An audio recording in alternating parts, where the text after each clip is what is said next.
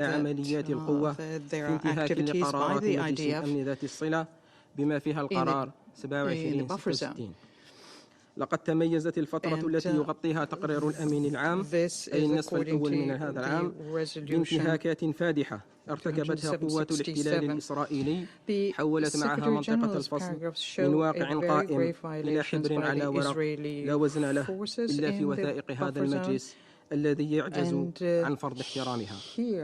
ونتساءل كيف لهذا المجلس أن يعتمد قراراً يتغافل عن الانتهاكات الإسرائيلية بل ويمضي في الفقرة العاملة الثانية ليشدد على وجوب أن لا يكون هناك أي نشاط عسكري من أي نوع في منطقة الفصل بما في ذلك العمليات العسكرية التي تقوم بها القوات المسلحة العربية السورية.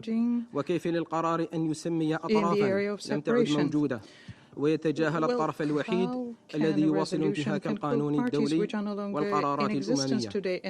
إن القرار لا يكتفي بالإغفال بل يغض الطرف عن الجرائم اليومية التي ترتكبها قوات الاحتلال في الأراضي السورية من قتل وجرح وخطف وتدمير للممتلكات المدنيين ومصادر رزقهم، انتهاكات وثقها تقرير الأمين العام باستفاضة لكنها غابت عن القرار المعتمد اليوم. أما الاحتلال فلا يخفي نواياه بل يعلنها جهارا ويترجمها على الأرض عبر توسيع توغله داخل سوريا متجاوزا منطقة الفصل نحو حوض اليرموك ومتمركزا في جبل الشيخ، بينما هذا المجلس يكتفي بدور المراقب الصامت. السيد الرئيس، إن بلادي تؤكد أن قرارات المجلس يجب أن تعكس الواقع الميداني وأن مسؤولية إعداد نصوص ذات مغزى تقع على عاتق جميع الأعضاء وبالأخص حامل القلم. لقد دعت تقارير الأمم المتحدة بوضوح إلى ضرورة تكييف عمليات السلام مع الواقع المتغير، وبعثة الأنظوف لا يجب أن تكون تتخلف عن الركب في هذا المجال. في الختام، تجدد بلادي موقفها الثابت بأن الجولان السوري المحتل هو أرض سورية، وأن أي وجود للاحتلال عليه أو أي محاولة لتغيير وضعه القانوني هي لاغية وباطلة ولا تنتج أي أثر قانوني. ونؤكد أن على مجلس الأمن أن يتحمل مسؤولياته كاملة وأن تكون قراراته وتدخلاته متجذرة في الواقع وهادفة لتحقيق العدالة لا تكريس الإفلات من العقاب.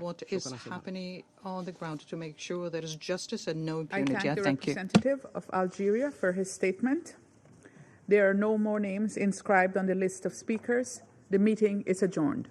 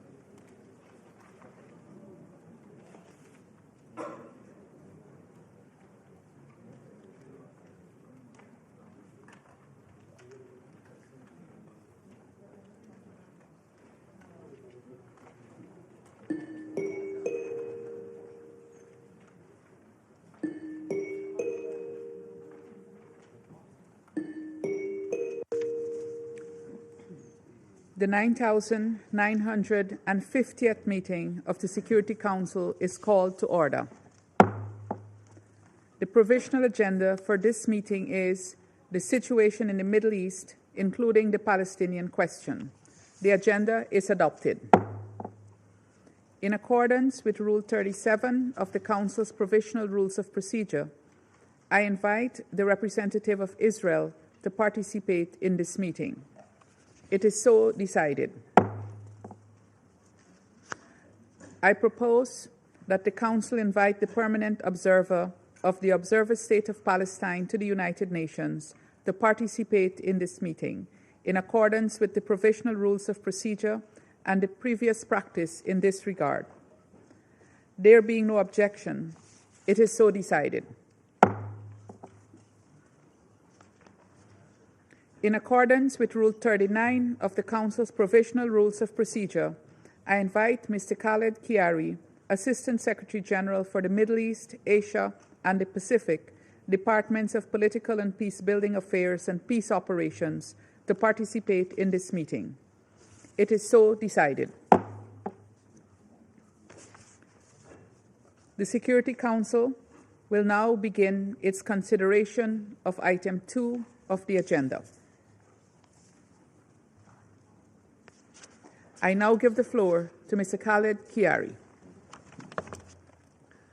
Madam President, members of the Security Council, today's briefing is devoted to the Secretary General's quarterly report on the implementation of Resolution 2334.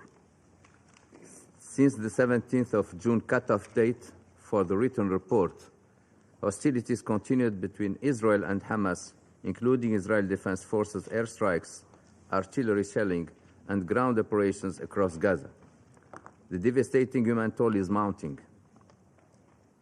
According to the Gaza Ministry of Health, the total number of Palestinian fatalities since the 7th of October 2023 reached over 56,500, with 1,068 fatalities since 17th of June, an average of 82 per day.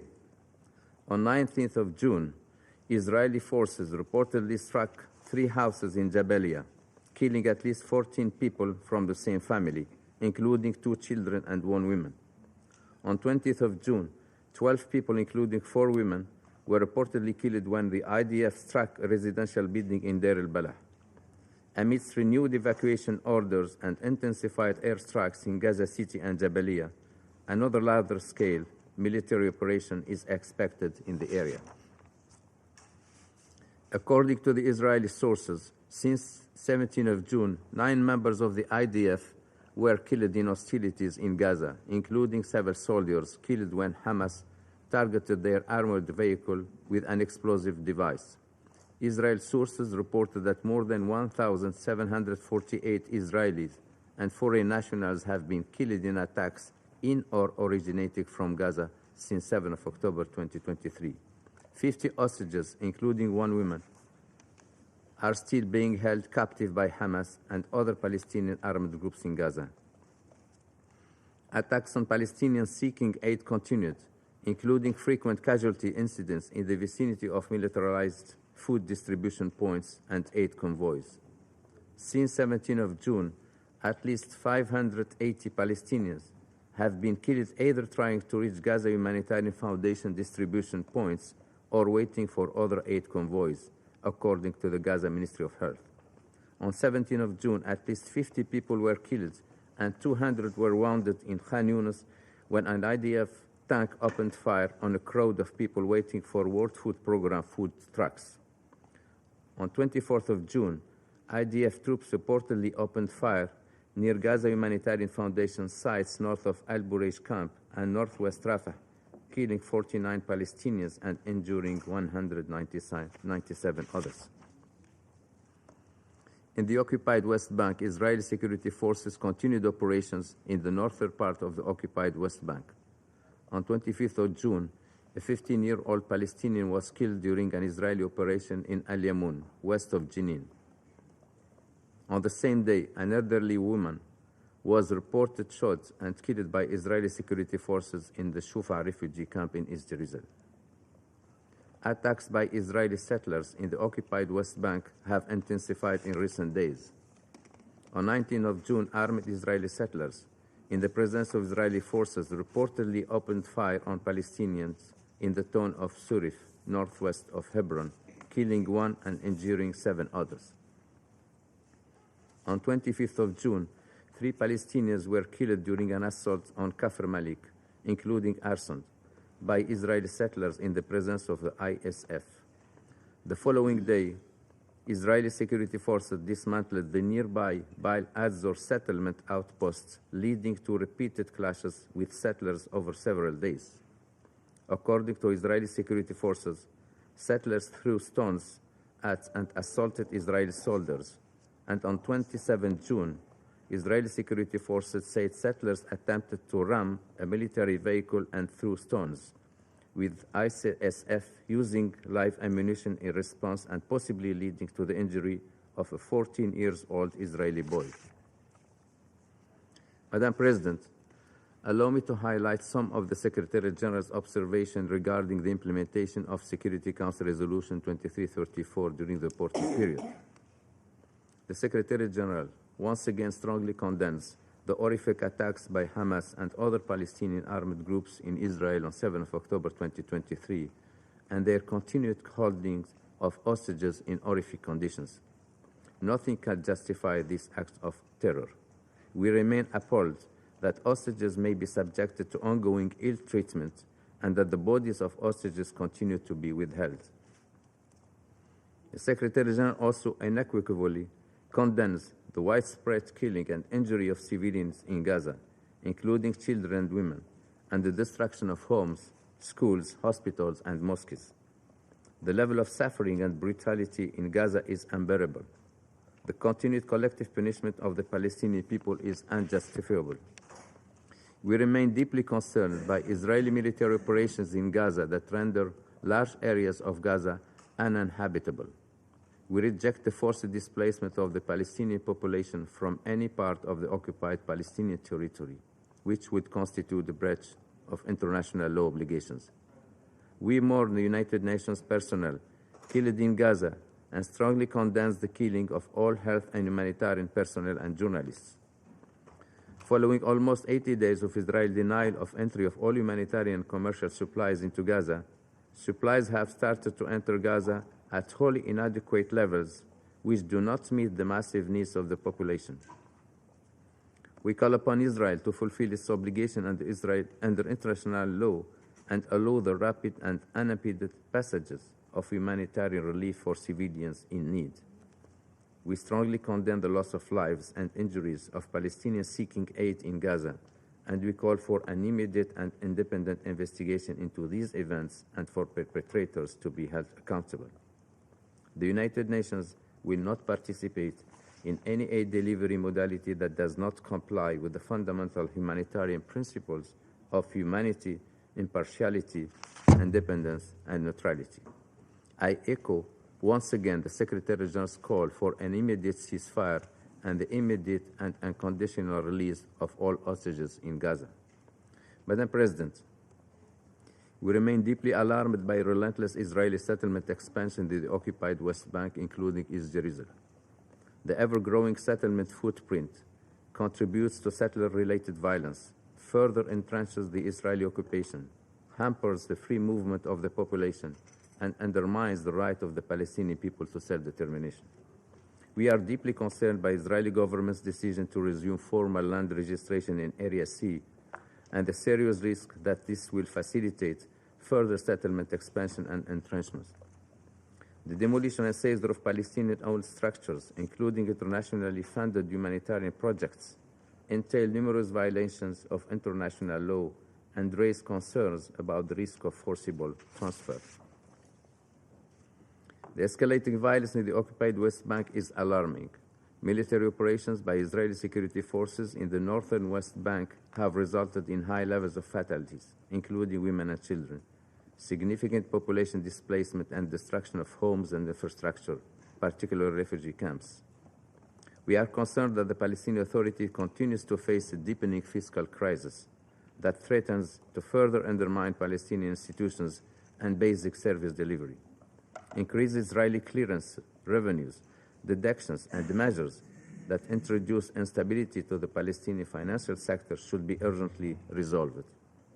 The international community must provide immediate support to the Palestinian government to strengthen its governance capacity, address its fiscal challenges, and prepare it to reassume its responsibilities in Gaza. This will require the establishment of political and security frameworks that can relieve the humanitarian catastrophe, start early recovery and reconstruction, address Israel's legitimate security concerns, and lay the groundwork for a political process to end the occupation and establish a viable two-state solution. We welcome reform steps undertaken by the Palestinian Authority, including the appointment of a Vice President of Palestine, and encourage continued reforms, urging international partners to support these efforts. We regret the need to suspend the high-level international conference for the peaceful settlement of the question of Palestine and the implementation of the two-state solution, and welcome the continued commitment of the co-chairs, France and the Kingdom of Saudi Arabia, to convene the conference as soon as possible. Madam President, allow me also a brief comment regarding the recent military escalation between Iran and Israel, which the Council has discussed in the past days. I reiterate the Secretary General's condemnation of the tragic and unnecessary loss of lives and injuries to civilians and damages to homes and critical civilian infrastructure. The Middle East region has been devastated by conflict and cannot withstand yet another major escalation. We welcome the 24 June ceasefire agreement announced by President Trump and commend the efforts of the United States in coordination with Qatar to end the hostilities. We hope that this ceasefire can be replicated in the other conflicts in the region. Nowhere is this more needed than in Gaza. Thank you. I thank Mr. Kiari for his briefing. I now give the floor to those council members who may wish to make statements. I give the floor to the representative of the United States. Thank you, Madam President. And thank you, Assistant Secretary General Kiari, for your briefing. The stated purpose of this meeting is to report on the implementation of Security Council Resolution 2334. Regrettably, that resolution does not contribute to resolving the underlying issues, but instead distracts from very real, pressing threats to international peace and security. Resolution 2334 denies the factual and historical reality that Jerusalem is the capital of Israel. It likewise seeks to advance a two-state solution through argumentation, ignoring a political reality that has been evident to all since October 7th, 2023. It is the wrong conversation at the wrong time. Let us be clear. Hamas bears absolute responsibility for the ongoing war in Gaza. Hamas began a war on October 7th, 2023, with a massacre of innocent civilians. Hamas has repeatedly rejected ceasefire proposals that Israel has accepted. It holds the people of Gaza for ransom, stopping at nothing to remain in power. The resolution encourages discriminatory boycotts on Israel, political warfare by another name, that does nothing but reward the barbarity of Hamas. Shamefully, the United Nations has yet to designate Hamas as a terrorist organization, even as it holds 50 hostages, including the remains of 2 American citizens. The United States will not rest until those in Hamas's captivity return to their families. The United States calls on this Council and the United Nations, including Secretary General Guterres, to join us in pressuring Hamas to end the bloodshed, disarm, and to give the people of Gaza a chance for a peaceful life. The United States will continue to work on improving the humanitarian situation on the ground, supporting the Gaza Humanitarian Foundation as it delivers life-saving aid to those in need without empowering terrorists. The GHF has committed to delivering aid consistent with humanitarian principles. And contrary to what Hamas wants the world to believe, GHF continues to provide vital food aid to Palestinian civilians in Gaza, distributing over 50 million meals as of June 29th. We know humanitarian aid coming through other organizations has been vulnerable to seizure by Hamas. And as of June 20th, Hamas has looted over 1,000 aid trucks from international organizations in Gaza. The video footage is available to all. By contrast, every single GHF truck, more than 700 in total so far, has reached its intended distribution site. We urge Council members to support the work of the GHF as it delivers life-saving aid to civilians on the ground. The alternatives are a gift to Hamas, allowing it to divert aid, profiteer, and strengthen its power in Gaza. With respect to the West Bank, the the United States supports the efforts of the Israel Defense Forces and the Palestinian Authority security forces to counter violent extremists. We call on the Palestinian Authority to condemn Hamas and its brutal attack on October 7, 2023, to stop incitement to terrorism, and to fully implement its February 2025 commitment to end the practice of offering cash payments to the families of terrorists. The United States calls on Iran to end its sponsorship of terrorist groups and proxies, including Hamas, Hezbollah, and the Houthis. At this historic turning point, Iran's leaders have an opportunity to finally put their people first and to choose prosperity and integration into the community of nations rather than supporting terrorism and pursuing nuclear weapons.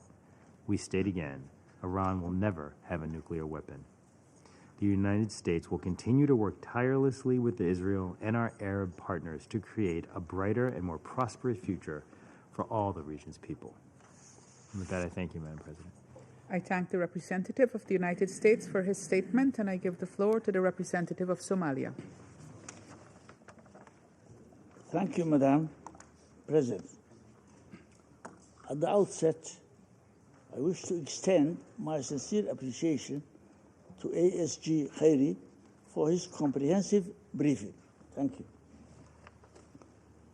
We gather today in the context of Security Council Resolution 2334, an instrument that remains as urgent and relevant today as it was at the time of its adoption. Nearly a decade has passed, yet the fundamental issues that Resolution 2334 sought to address persist with increased gravity and impunity.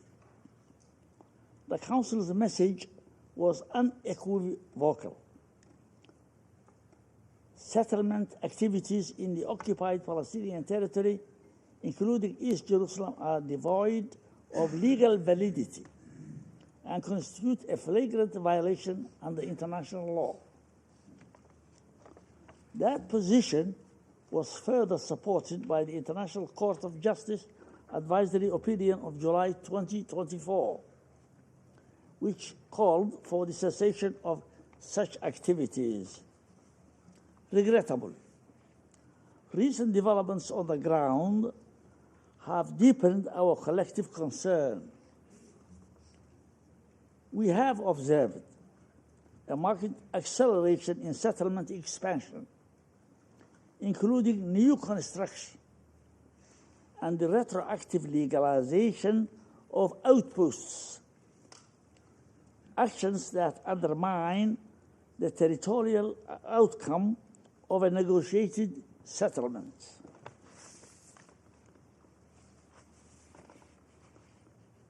Equally alarming are the rising settlement violence, forced displacement, demolition of homes, restrictions on nonviolent and other measures that are altering the demographic composition of the territory. These practices are deeply troubling and raise serious concerns under international law and human rights law. Madam President, the humanitarian situation in Gaza remains catastrophic.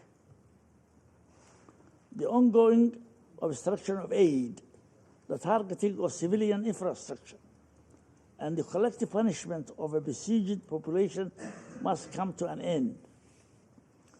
Somalia reiterates its call for the immediate, safe, and unhindered delivery of humanitarian assistance across Gaza.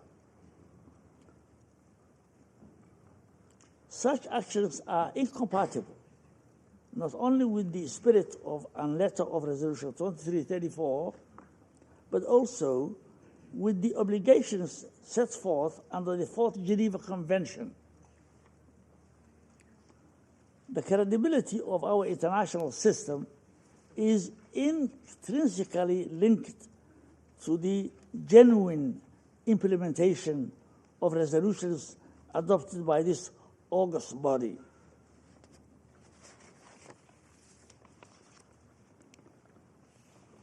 We must collectively reflect on the implementation for the rule of law when such resolutions are disregarded and when fundamental rights continue to be unfulfilled.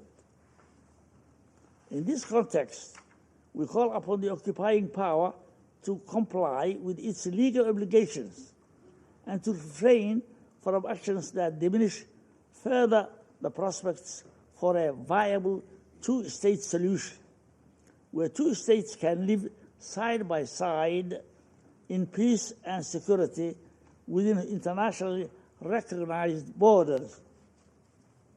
Madam President, to conclude, Somalia reaffirms its steadfast support for the Palestinian people and the legitimate right to self-determination, return, and the establishment of an independent sovereign state with Al-Quds al-Sharif as its capital. Our delegation reiterates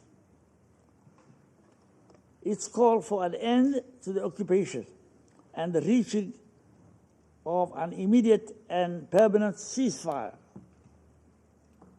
Somalia remains committed to the pursuit of a just and lasting peace in accordance with the principles of the United Nations Charter, and to bring an end to the prolonged suffering in the occupied Palestinian territory and the wider region. I thank you. I thank the representative of Somalia for his statement, and I give the floor to the representative of the United Kingdom. Thank you, Madam President, and thank you to Assistant Secretary General Kiari for your briefing. Let me start by underlining that the ceasefire between Israel and Iran offers a much-needed moment of hope for the region. This hope must extend to Gaza. We need a ceasefire now. This remains the most credible path to end the terrible suffering of the hostages and their families, to end Hamas's control of Gaza, and to allow Palestinians to rebuild. We also need a ceasefire because the suffering in Gaza is appalling and cannot continue. Israel's aid delivery measures are inhumane. The Gaza Humanitarian Foundation's operations, which are supposed to be saving lives, are themselves leading to mass casualties. Starving people who are desperate to feed their families are told food awaits them. But over 500 have reportedly been killed trying to access it. And meanwhile, UNICEF reports that more than 5,000 children between the age of 6 months and 5 years old were admitted for acute malnutrition in May alone. It is truly appalling. We are also deeply concerned by reports that Hamas has targeted Gaza Humanitarian Foundation staff, and by reports of widespread looting by criminal gangs, which are undermining security around aid distribution. This is unacceptable. The more desperate people become, the more disorder becomes inevitable. The UN can deliver aid at scale without endangering civilians.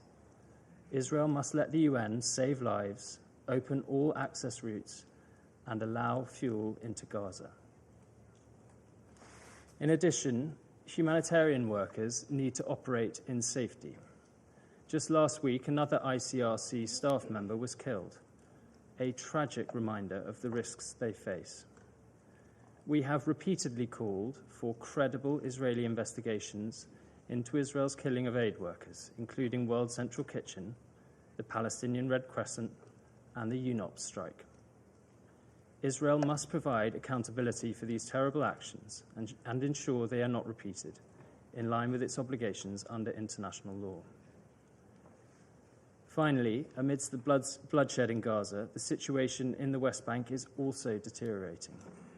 Israel's withholding of tax revenues appears a deliberate effort to leave the Palestinian Authority crippled and unable to pay salaries. Military operations have displaced over 40,000 people. Just last week, an attack by violent settlers on Kafir Malik led to the killing of 3 Palestinians. We condemn settlement expansion and settler violence, and we demand that the Israeli government puts an immediate end to these unlawful acts. We cannot stand by while the foundations of a two-state solution are systematically dismantled. Madam President, it is time to bring the war in Gaza to an end and to get the hostages home. And more than that, we must renew our collective efforts towards a just and lasting two-state solution in which Israelis and Palestinians can both live side by side in peace and security. It is beyond time to come together behind a sustainable end to this conflict, which has blighted so many generations on both sides. I thank you. I thank the representative of the United Kingdom for his statement, and I give the floor to the representative of Pakistan. Thank you, Madam President. We would also like to join colleagues in thanking Assistant Secretary General Khaled Kiari for his detailed briefing. The humanitarian catastrophe in Gaza defies comprehension. The latest report of the Secretary General on the implementation of Resolution 2334 describes the levels of suffering and brutality in Gaza as shocking and unbearable. In the words of the Secretary General, families have been displaced again and again and are now confined to less than 1/5 of Gaza's land. And even these shrinking spaces are under threat. Children are dying of malnutrition, despite repeated warnings from UNICEF that malnourishment is rising at an alarming rate. In May alone, over 5,100 children between 6 months and 5 years of age were admitted for treatment for acute malnutrition. Since the collapse of the temporary ceasefire in March, more than 6,500 additional lives have been lost. The Secretary General's report also raises grave concerns about Israel's means and methods of warfare and reiterates the urgent need for accountability for atrocity crimes and other violations of international law. It further highlights the alarming number of Palestinians, including children, detained by Israeli forces and the continued surge in administrative detentions.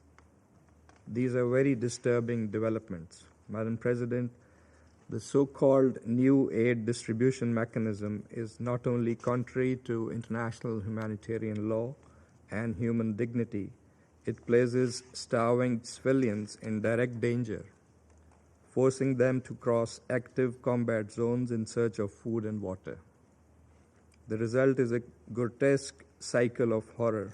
Over 500 people have been killed while trying to access humanitarian aid. This is a death trap, as rightly described by the Secretary General. There is no need to reinvent the wheel with militarized, dangerous, and unlawful schemes. The UN already has a proven humanitarian delivery system grounded in humanity, neutrality, impartiality, and independence. What is needed is unhindered access and the political will to let the UN do its job. Madam President, the violence is not confined to Gaza.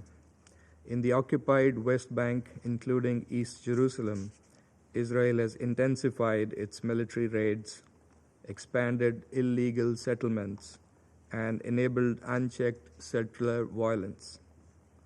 According to OCHA, between 7th October 2023 and 19th June 2025, 949 Palestinians, including at least 200 children, have been killed in the West Bank and over 40,000 forcibly displaced, the largest displacement since 1967. These actions constitute a blatant violation of international law and of Council's Resolution 2334, which unequivocally reaffirmed the illegality of Israeli settlements and demanded an immediate end to their expansion. 9 years since the adoption of Resolution 2334, we have not seen its implementation. Instead, we have witnessed regression and an emboldening of unlawful practices that obstruct the prospects for peace and the two-state solution. The failure to enforce the Council's own decisions carries grave consequences for global peace and security and undermines the Council's own authority and credibility. Madam President, the question of Palestine remains the core of the Arab-Israeli conflict. To resolve it justly and durably, the Security Council must act with urgency and clarity. Pakistan reiterates the following essential steps. First, Israel must immediately cease its military operations in Gaza and the West Bank. A permanent ceasefire must be established without further delay, and we support the ongoing efforts in that regard. Second, the blockade on humanitarian aid must be lifted fully and unconditionally. The UN and humanitarian organizations must be granted safe and unimpeded access. Third, we call for international support to the Arab League OIC plan for recovery and reconstruction in Gaza. This plan is essential not only for rebuilding Gaza, but also for restoring hope and laying the foundation for lasting peace. Fourth, we call for practical and time-bound measures to ensure the implementation of Resolution 2334, which is essential to preserving the viability of the two-state solution and preventing irreversible facts on ground. Fifth, we reiterate the need for a credible and irreversible political process to realize the two-state solution based on the pre-June 1967 borders with Al-Quds al-Sharif as the capital of the State of Palestine. We support the earliest resumption of the high-level international conference to advance that goal. Madam President, this year marks the 80th anniversary of the UN Charter, a charter that enshrines the principles of justice, peace, and the sovereign equality of all peoples.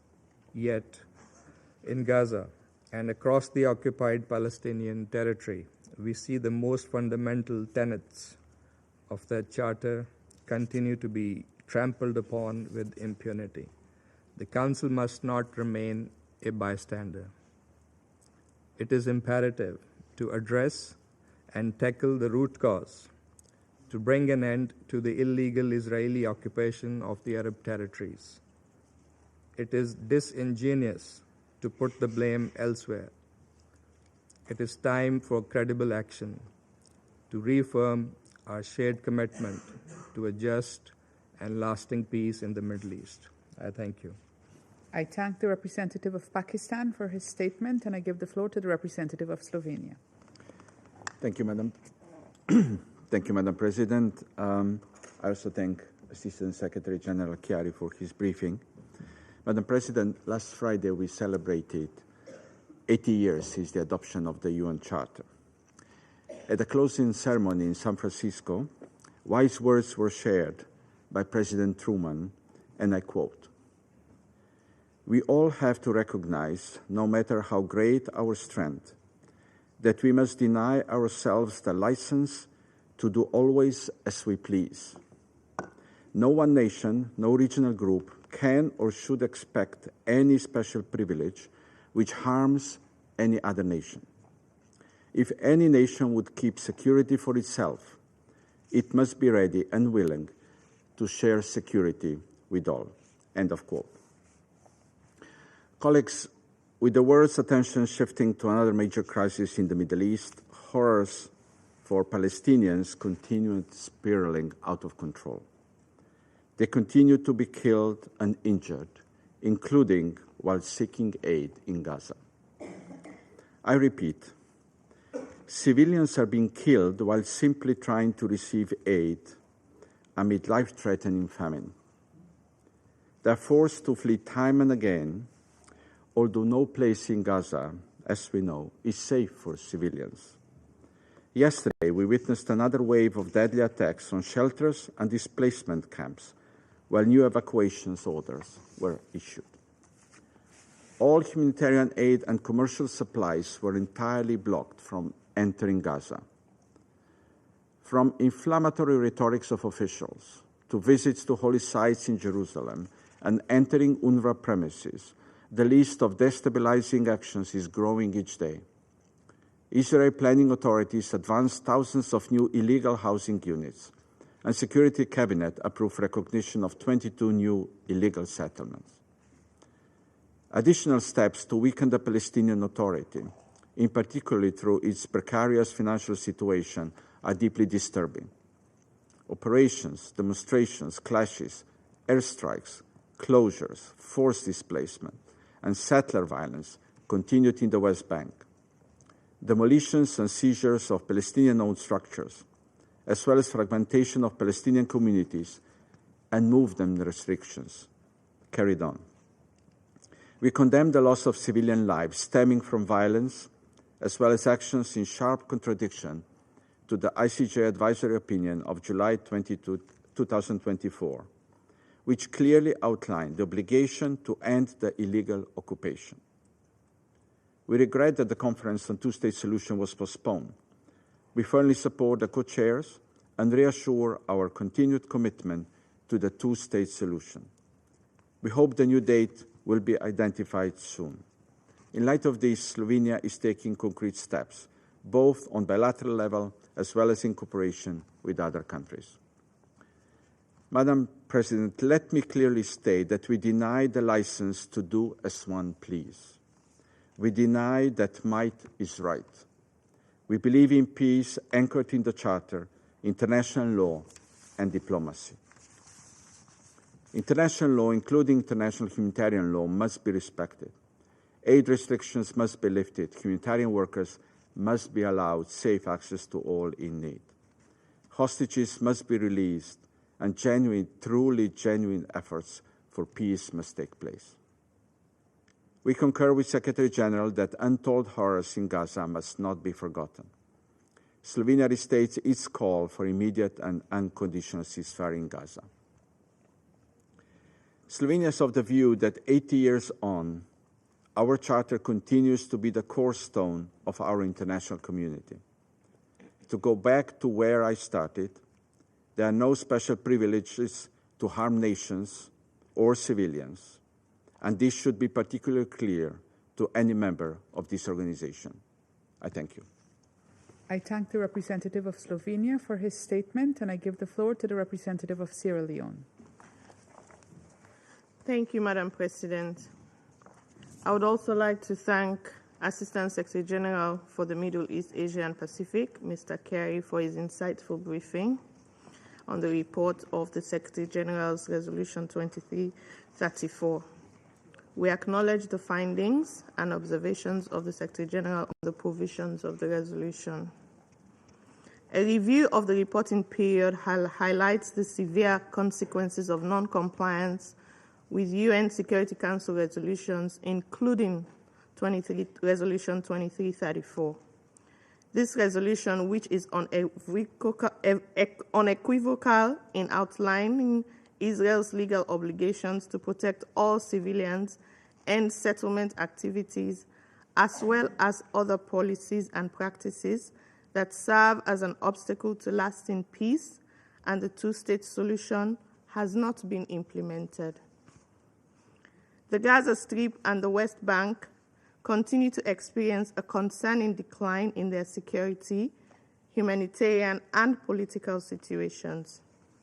Israel's rigid restrictions on aid and supplies allowed to enter the Gaza Strip has resulted in very limited humanitarian aid entering the area, and the civilian population is forced to live with the bare minimum of essentials, and in some cases, go without food, clean water, medicine, and other items. The recent alert about a potential water crisis in Gaza due to the fuel shortage is a critical problem that warrants urgent action. We're concerned that the reporting period was marked by intensified hostilities between Israel and Hamas and other Palestinian armed groups, resulting in thousands of civilian casualties, massive displacement, and widespread destruction of civilian infrastructure. We note that no steps were taken during this period by Israel to curtail its expansion and settlement activities in the West Bank, as reaffirmed in Resolution 2334, but rather the demolitions and seizures of numerous Palestinian-owned structures are reported across the occupied West Bank. The illegal forcible closure of UNRWA schools in occupied East Jerusalem are a violation of children's rights to education, as are the continued illegal detention of Palestinian youth. In practical terms, the rapidly evolving development in the Gaza Strip and the West Bank requires urgent and definitive solutions to avert further catastrophe that will make peace an almost impossible pursuit. To start with, it is important that an immediate ceasefire in the Gaza Strip and the West Bank is achieved. As repeatedly stated, a military solution will not resolve the Israeli-Palestinian conflict. Instead, it only subjects Palestinian civilians to death and suffering, as they are repeatedly under attack and restricted to certain areas that are mostly overcrowded. It also escalates the insecurity of civilians in Israel. We welcome the news of renewed diplomatic engagement by the mediators, the United States, Egypt, and Qatar, in a bid to secure a deal that will permanently end the war and ensure all remaining hostages are released. Madam President, we emphasize that the principles of international humanitarian law must be respected and all restrictions on the entry of humanitarian and commercial aid into the Gaza Strip must be lifted. While we welcome the resumption of limited aid into the Gaza Strip since May 2025, we note with concern that the current aid mechanism, as highlighted in the SG's report, raises significant concerns regarding its ability to meet the basic requirements of humanitarian principles and provide necessary safeguards for the civilian population seeking aid. It is important that the United Nations and its partners are allowed to operate freely, adhering to established mechanisms and humanitarian principles. Furthermore, Sierra Leone recalls General Assembly Resolution ES 1024 of 18th September 2024, which addressed the International Court of Justice advisory opinion on the legal consequences arising from Israel's policies and practices in the occupied Palestinian territory, including East Jerusalem. This resolution calls for an end to all actions that harm the civilian population in the occupied territories and undermine the two-state solution. We deem as unacceptable the activities already declared illegal by the International Court of Justice in the West Bank, including the destruction of homes and civilian infrastructure. We urge the parties to refrain from taking unilateral actions, provocations, incitement, and inflammatory rhetoric that erode trust, hinder dialogue, and obstruct the path to negotiations. Israeli settlement expansion in the West Bank and the demolition of Palestinian homes must cease immediately. In closing, we recall that it's almost 9 years after the adoption of Resolution 2334, and its provisions are particularly relevant now, as they were then. The renewed international momentum for implementing the two-state solution represents the highest degree of international legitimacy and adherence to the provisions of Resolution 2334 and all other General Assembly and Security Council resolutions, as well as the principles of the United Nations Charter relating to the Palestinian question. Therefore, all parties are urged to act in accordance with international law, including international humanitarian law, to uphold the principles of humanity, justice, and accountability. I thank you. The representative of Sierra Leone for her statement, and I give the floor to the representative of Algeria. شكرا سيد الرئيس. Thank you, Madam President. At the outset, أود أن أشكركم I would like على to thank تنظيم you هذا for الاجتماع. convening this meeting. كما نتقدم We بجزيل would also الشكر like to thank للأمين العام المساعد السيد Mr. خالد Assistant خياري Secretary General على Khaled إحاطته Kiari for الوافية. his comprehensive briefing. إحاطة لا تترك This مجالا للشك briefing leaves no doubt في أن العقبة that الرئيسية the main أمام obstacle تحقيق السلام في الشرق الأوسط preventing peace in هي the الاحتلال Middle East الإسرائيلي is the Israeli occupation, الذي لا يزال which continues يستخف بقرارات مجلس الأمن بما undermine فيها القرار Security Council resolutions, including Resolution 2334, ويحولها إلى أوراق and باهتة it converts في these أرشيف resolutions النسيان. to papers سيد that الرئيس، are archived and out of منذ memory. 7 أكتوبر Madam 2023 President, since the 7th of October حصيلة 2023, العدوان the الإسرائيلي على total قطاع غزة إلى number of deaths as a result of the Israeli aggression against Gaza has reached 56,500 martyrs and 133,419 injured persons. والأرقام These ليست numbers مجرد are not إحصاءات just statistics. بل أسماء They are names وأحلام and dreams قطعت that بأسلحة have been لا تفرق بين جسد terminated by weapons that do آدمي not distingush between the body وجدار of a حجري human being and a stone wall. بين طفل Do ومقاتل not distingush between a child أكثر and من a fighter. 18,000 More than 18,000 قتلوا. children have been murdered. 12,400 12,400 women امرأة have been buried under أعدمت the rubble. من تحت الأنقاض.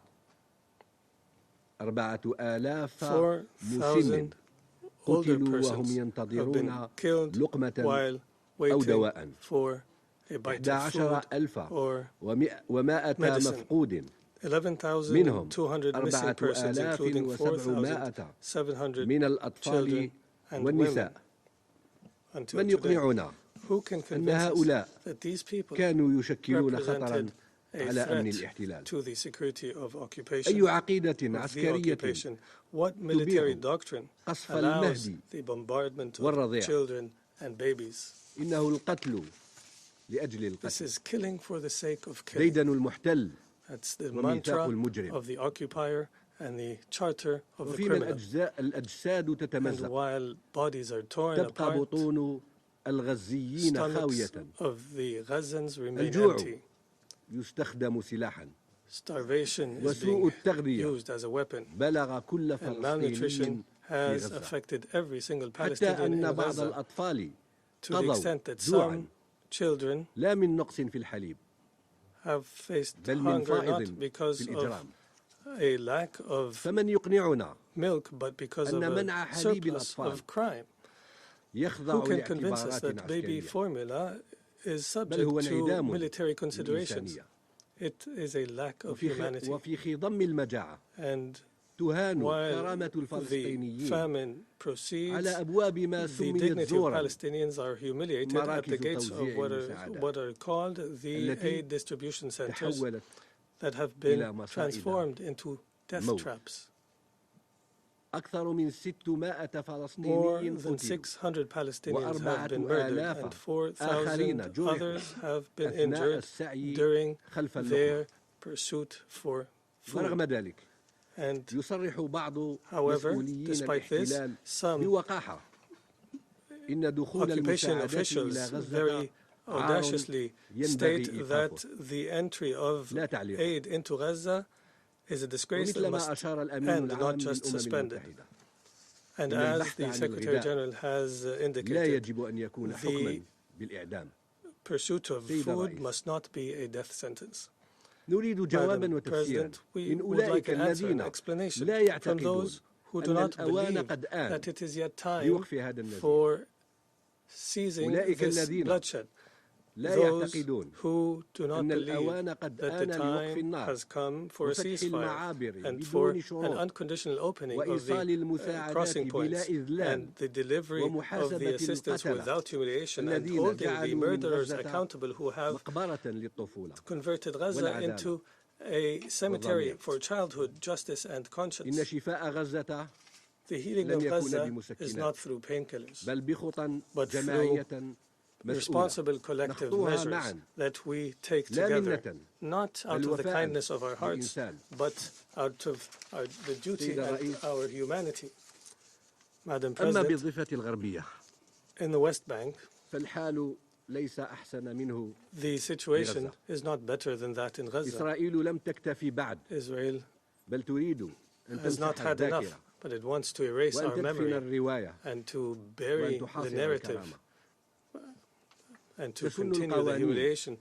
The لشرعنة السلب وتغيب فلسطين على laws are الخرائط legislating وتسكت الأونروا the الشاهد expropriation, الأخير على and النكبة the المستمرة. UNRWA is the last witness of the هناك شعب continuing يباد. Nakba.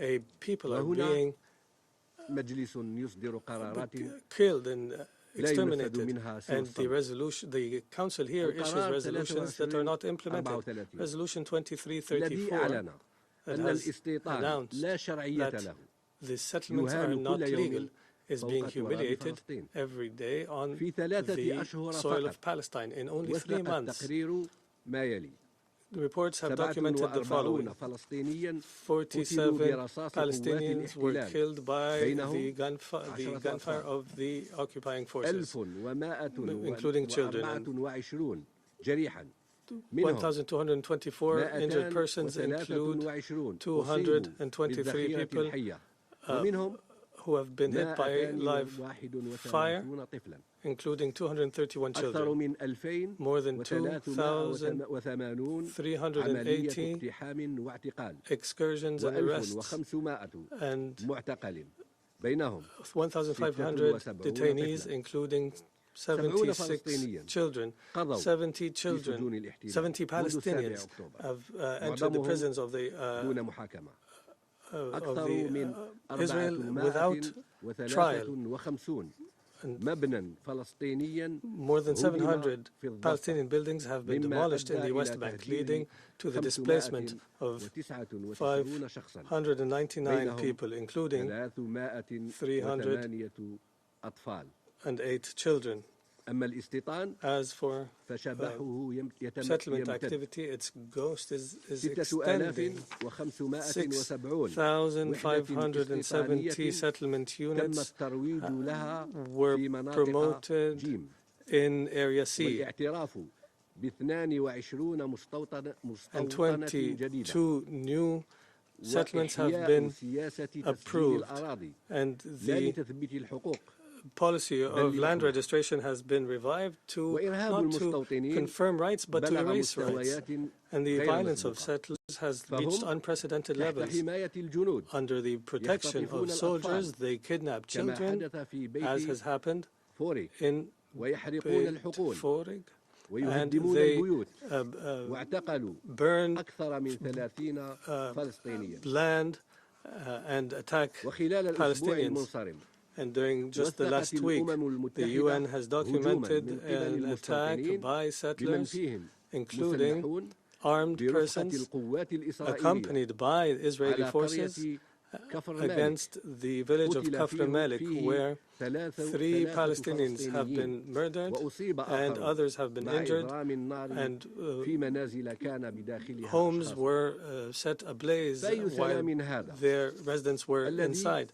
يبنى What على kind of ركام peace is البيوت this that is built on the والمصادرة rubble of والركام. homes and built on إن أرض فلسطين confiscation? كل فلسطين The land of Palestine, all of Palestine, has become an مفتوحة. open cemetery, ومجلس الأمن and the Security Council is silent, عاجز unable عن قول to أي شيء ما عاد الصمت state anything.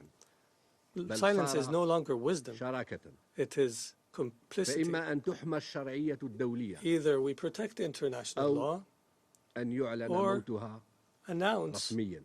officially the سيد death الرئيس، of international law. إن Madam القانون President, هو ما تتحاكم إليه civilized nations الأمم are the المتحضرة. ones that respect the law. أما تلك التي As for تركن إلى nations قوتها that فقانونها use their power, قانون الغاب. their law is the law of the jungle, القوي يأكل فيه where الأقل the قوة. strong لذا فإننا أمام تجاهل eats the فظ weak. للقانون Therefore, الدولي بالشرق الأوسط we are facing نتيجة blatant تغول disregard for international law in the Middle الإسرائيلي. East because سلوك of همجي لن the يقتصر أثره continued barbaric المدمر conduct على of the الشرق Israeli الأوسط، occupier بل هو and the يتمدد effects of this will not only وسيتمدد أكثر affect حتى the لا Middle East but يبقى will extend beyond من يعترف للقانون until بسلطة أو يعير no one انتباها respects the للشرعية law الدولية. إن إدراك or القضية international الفلسطينية agreements. قبل أن تؤد The وإن كان ذلك اليوم question of Palestine, يبدو بعيد المنال هو في الحقيقة before ضرورة it is buried, ملحة. although this means ليس لتمكين الشعب seems elusive, الفلسطيني it is in من fact حقوقه resolving غير the القابلة Palestinian issue is للتصرف فقط an بل urgent هو ضرورة necessity not only to enable the لحماية Palestinian people of النظام exercising their الدولي ككل. inalienable rights, but to لذا protect the international علينا order. أن ندرك Therefore, جميعا we ذلك must all وأن realize نعمل this على truth تحقيقه. and work وليكن to realize مؤتمر it, حل الدولتين and let نقطة البداية the في conference on the مسار two-state تحرك solution be a جاد starting point for وجدي a serious يفضي and credible لإقامة الدولة process that الفلسطينية leads to the establishment of a وعاصمتها Palestinian state القدس with الشريف. Jerusalem as its capital. Thank you, Madam President. I thank the representative of Algeria for his statement, and I give the floor to the representative of Panama. Thank you very much, Madam President. Thank you for convening this meeting. Panama would like to thank Mr. Khaled Kiari, ASG for the Middle East, Asia, and the Pacific, for his briefing, his very clear briefing, and we acknowledge the work that he does with his team in an extremely complex environment. We also welcome the presence with us of the delegations of Israel and the Observer State of Palestine. 80 years since the creation of the United Nations, the Israeli-Palestinian conflict remains the epicenter of prolonged instability in the Middle East, with devastating human consequences. Almost 8 decades on, we have not yet been able to replace military action with sustained political solutions, despite countless efforts. Resolution 2334, as well as many other resolutions, were adopted to prevent entrenched realities on the ground from making any sustained, viable solution in the future unfeasible. However, in the West Bank, some action might run the risk of further creating territorial fragmentation, eroding trust, and undermining the possibility of any lasting solution.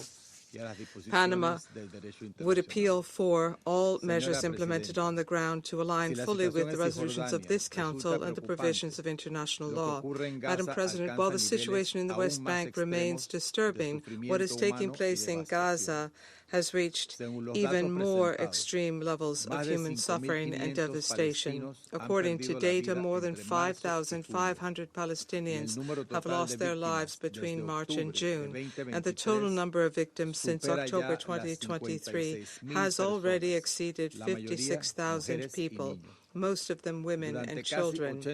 For almost 80 days, the delivery of humanitarian assistance and essential goods has been completely blocked. The people of Gaza, some 2.1 million people, are facing unprecedented acute food insecurity. 500,000 of them are on the verge of starvation, and more than 70,000 children under the age of 5 are suffering from acute malnutrition, and there are at least 14,000 of them in critical condition. although recently limited amounts of supplies have been allowed in, the conditions in Gaza remain devastating. Attempts to establish alternative mechanisms for aid distribution have proven to have significant operational and security limitations, to the point and including the fact that more than 500,000 people have died while they were desperately trying to get food. Panama reiterates its support for the UN humanitarian agencies, which have already proven that they have the experience, the trained personnel, and the necessary protocols to operate safely, transparently, and effectively at large scale. We call for bolstered, not replaced, but bolstered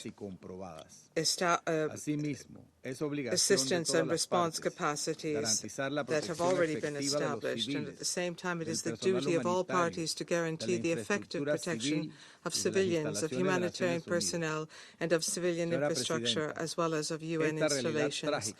Madam President, this tragic reality cannot be considered without pointing out that a substantial part of the suffering the people of Gaza today are facing is a direct result of Hamas extremism. Once again, Panama reiterates, yet again, we reiterate our condemnation of attacks perpetrated by Hamas on the 7th of October, which unleashed this violence and devastation. The burden of that is being borne primarily by the civilian Palestinian population. We call for the immediate, dignified, and unconditional release of the 50 hostages who remain in captivity. The future of Gaza cannot remain linked to the control by those who have exploited pain and have imposed violence as a means of gaining power. We urge those with any direct influence on the parties to do what needs to be done to achieve an immediate ceasefire in Gaza as a first step to alleviate human suffering and to create a space for lasting political solutions. Madam President, in line with those comments, Panama reiterates that no solution will be sustainable if there are not the guarantees for Israel and the security for Israel and the Palestinian people, as well as respect for safe borders which are mutually recognized and are pursuant to international law. The current status quo does not allow for either of these assurances, and therefore we support any efforts aimed at reactivating genuine political process based on verifiable commitments and with international support. In recent weeks, we've noted with optimism how other crises between actors with serious historical differences have found ways to silence the guns and to put an end to violence and to create a space for dialogue and peace. Experience has shown that when there is political will and effective mediation, one can work towards a cessation of hostilities. Peace is not a privilege to be reserved or granted to or by a few. It is an inalienable and universal right. Israelis and Palestinians deserve this right. Thank you. I thank the representative of Panama for his statement, and I give the floor to the representative of Denmark. Thank you, Madam President. I would like to thank Assistant Secretary General Kiari for his comprehensive briefing.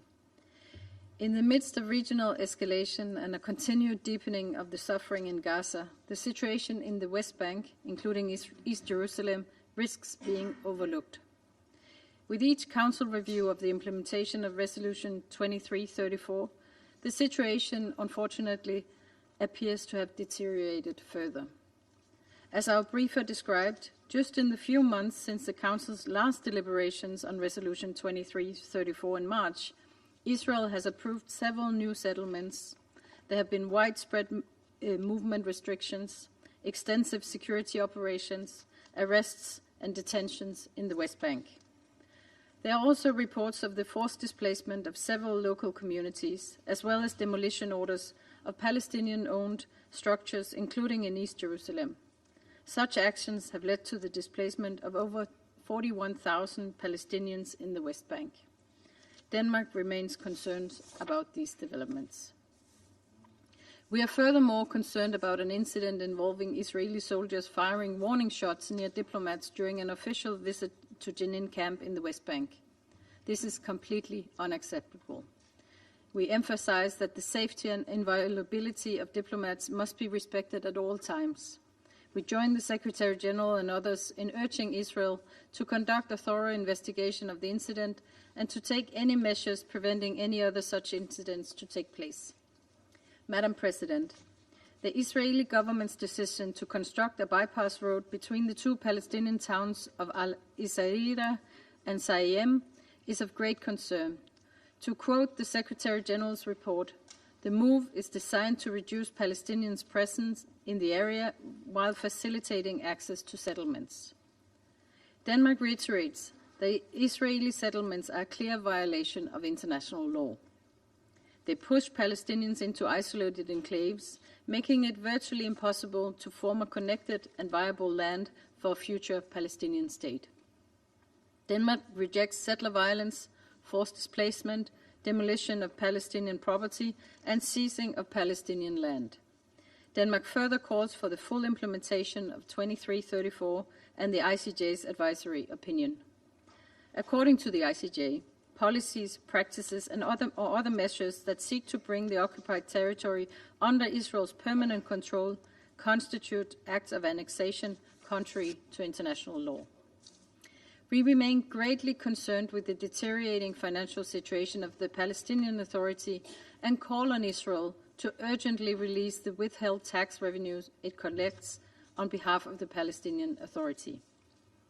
Any action weakening the Palestinian Authority or worsening the economic situation in the West Bank, such as the threat to suspend the bank waiver, must be avoided. Madam President, Denmark remains deeply alarmed by the catastrophic situation in Gaza and the severe restrictions on aid. We have all seen the chaotic scenes at the aid distribution sites, and we deplore the killings of hundreds of civilians trying to get life-saving aid from militarized aid distribution sites. The situation is further exacerbated by Israel's continued restrictions on fuel, water, and medicine. Restrictions that not only prevent the UN aid organizations from delivering aid to Gaza, but also prevent the UN from collecting aid at the border crossings inside Gaza. The level of suffering in Gaza is simply intolerable and must be brought to an end now. Denmark calls for an immediate ceasefire, for the lifting of all restrictions on humanitarian aid, and for Hamas to let the remaining hostages held since the brutal terror attack on 7 October see daylight again. They must be immediately and unconditionally released in a safe and dignified manner. Madam President, we regret that circumstances did not allow for the high-level conference on the two-state solution to take place as planned in June 2025, and we look forward to its convening as soon as it's possible. We must return to a path to peace. Peace is needed in Gaza. It is needed in the wider region. We continue to believe that the path to peace is the path of the two-state solution. Let us not wait for it. Let us take concrete steps now towards making it happen. Thank you. I thank the representative of Denmark for her statement, and I give the floor to the representative of the Russian Federation. Спасибо, госпожа председатель. Thank you, Madam President. Благодарим помощника генсекретаря Халеда Кияри за обстоятельный доклад о ситуации на оккупированной палестинской территории в контексте выполнения резолюции Совета Безопасности 2334. К сожалению, как ясно из вашего выступления, Халед, и имеющегося в нашем распоряжении доклада генсекретаря ООН, каких-либо подвижек в реализации упомянутой резолюции по-прежнему не просматривается. Обстановка на оккупированной палестинской территории и в целом в процессе ближневосточного регулирования остается взрывоопасной. Мы неоднократно предупреждали о том, что нерешенность одного из узловых застарелых конфликтов на Ближнем Востоке оказывает существенное влияние на развитие событий в регионе и может спровоцировать полномасштабный конфликт с расширением конфронтации на соседние страны. К сожалению, к нам и другим странам, выступающим за срочную активизацию коллективных усилий на треке БВУ, не прислушивались. Результатом упорного игнорирования палестинской проблемы стала развернувшаяся на наших глазах 12-дневная война, когда два государства, обладающих ядерным оружием, напали на неядерного участника договора о нераспространении ядерного оружия. Российские оценки агрессивных действий Западного Иерусалима и Вашингтона, которые были неоднократно озвучены в стенах Совета Безопасности, остаются актуальными.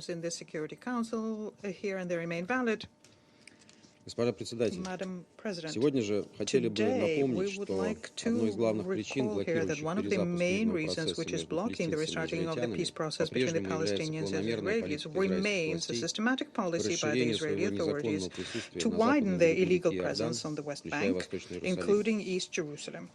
Как следует из последнего доклада Генсекретаря ООН, уровень насилия со стороны переселенцев, осуществляемого при попустительстве и даже соучастии израильских силовиков, не снижается. Сама же поселенческая активность Израиля развивается ударными темпами. Только в период с марта по июнь одобрены и утверждены планы по строительству почти 10 тысяч единиц нового жилья.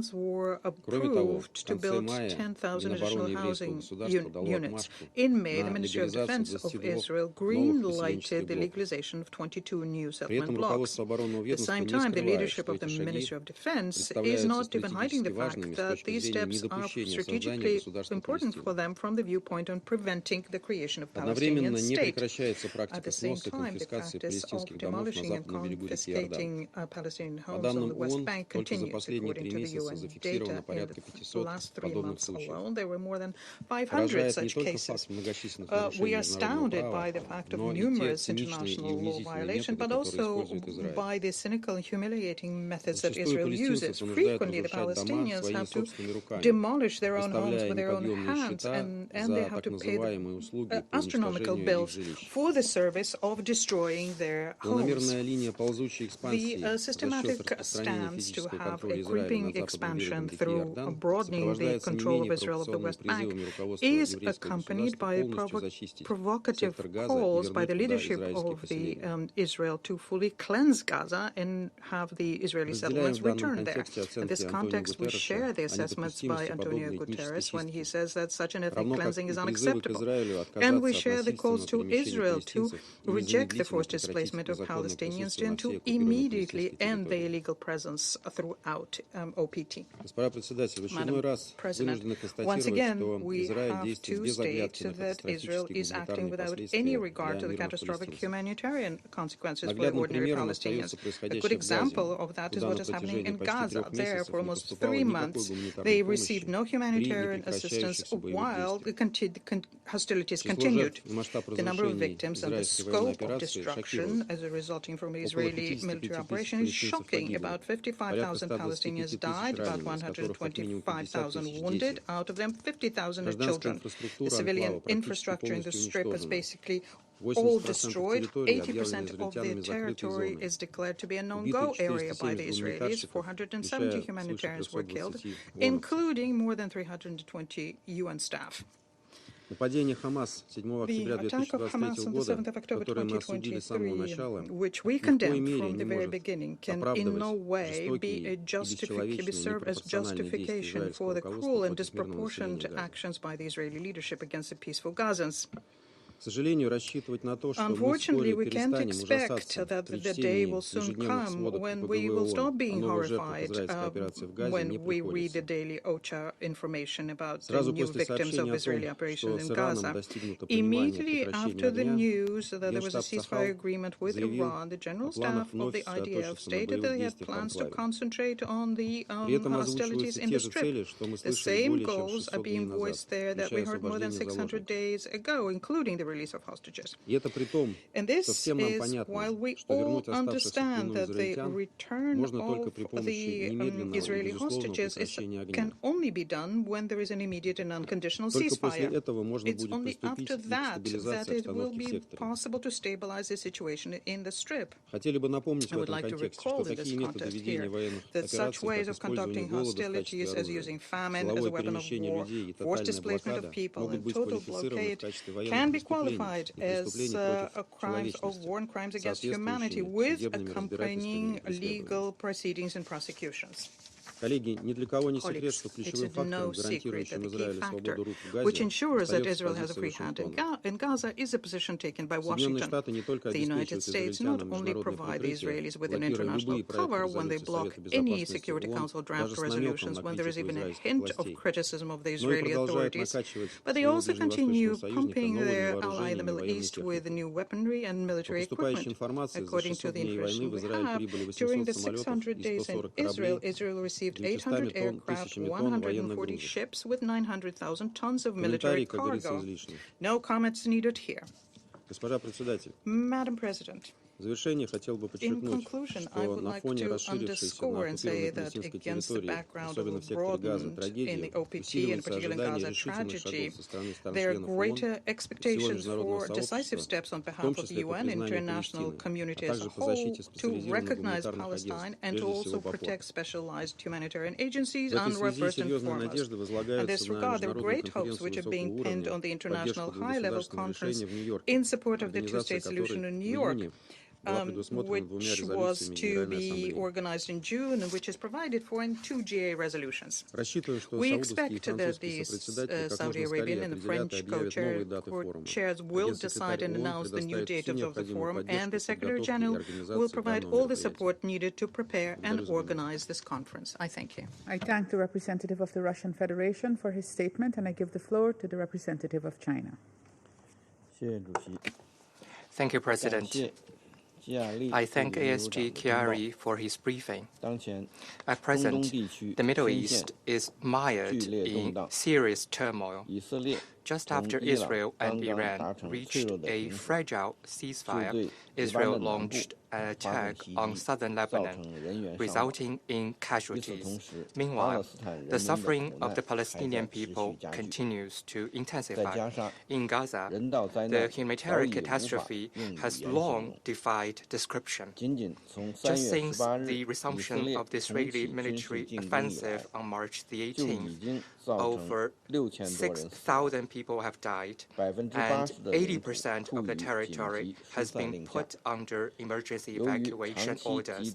As a result of the prolonged and extreme blockade and siege, more than 2 million people are facing severe food shortages. A large-scale famine is looming. In the West Bank, Israel has advanced or approved over 9,000 illegal settlement housing units and demolished over 400 Palestinian structures in the past 3 months alone. The operations of the Israeli security forces have resulted in the death of over 40 Palestinians and the injury of over 1,000 people. The tragedy of the Palestinian people has shaken international equity and justice and is a test of the human morality and conscience. The international community must not allow such suffering to continue and must take urgent actions. We strongly urge the full restoration of humanitarian access. The humanitarian catastrophe in Gaza has been extremely critical. The Secretary General's report states that the militarized aid distribution mechanism promoted by the U.S. and Israel violates the principles of impartiality, independence, and neutrality, and is not sufficient to alleviate the humanitarian situation, but rather poses additional dangers to the civilians. The Israeli military opened fire at civilians as they tried to approach distribution points, leading to the death of over 500 people and injury of over 4,000 people. Seeking food must never mean seeking death. China firmly opposes the weaponization of humanitarian systems, strongly condemns attacks on civilians, and calls for a serious and full investigation and accountability. Israel must fulfill its obligations under international humanitarian law as the occupying power by immediately lifting its blockade of Gaza, fully restoring humanitarian access, and supporting and cooperating with the UN and other humanitarian organizations in their work. We strongly call for an immediate and lasting ceasefire in Gaza. Military means cannot achieve lasting peace. The continuing of the war will only lead to more casualties. ceasefire negotiations and a political solution are the right way forward. We urge Israel to immediately stop all military operations in Gaza.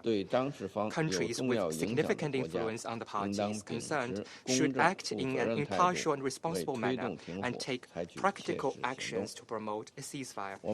We strongly oppose unilateral actions that violate international law and Security Council resolutions, such as Resolution 2334, set out the fundamental guidance for resolving the Palestinian question.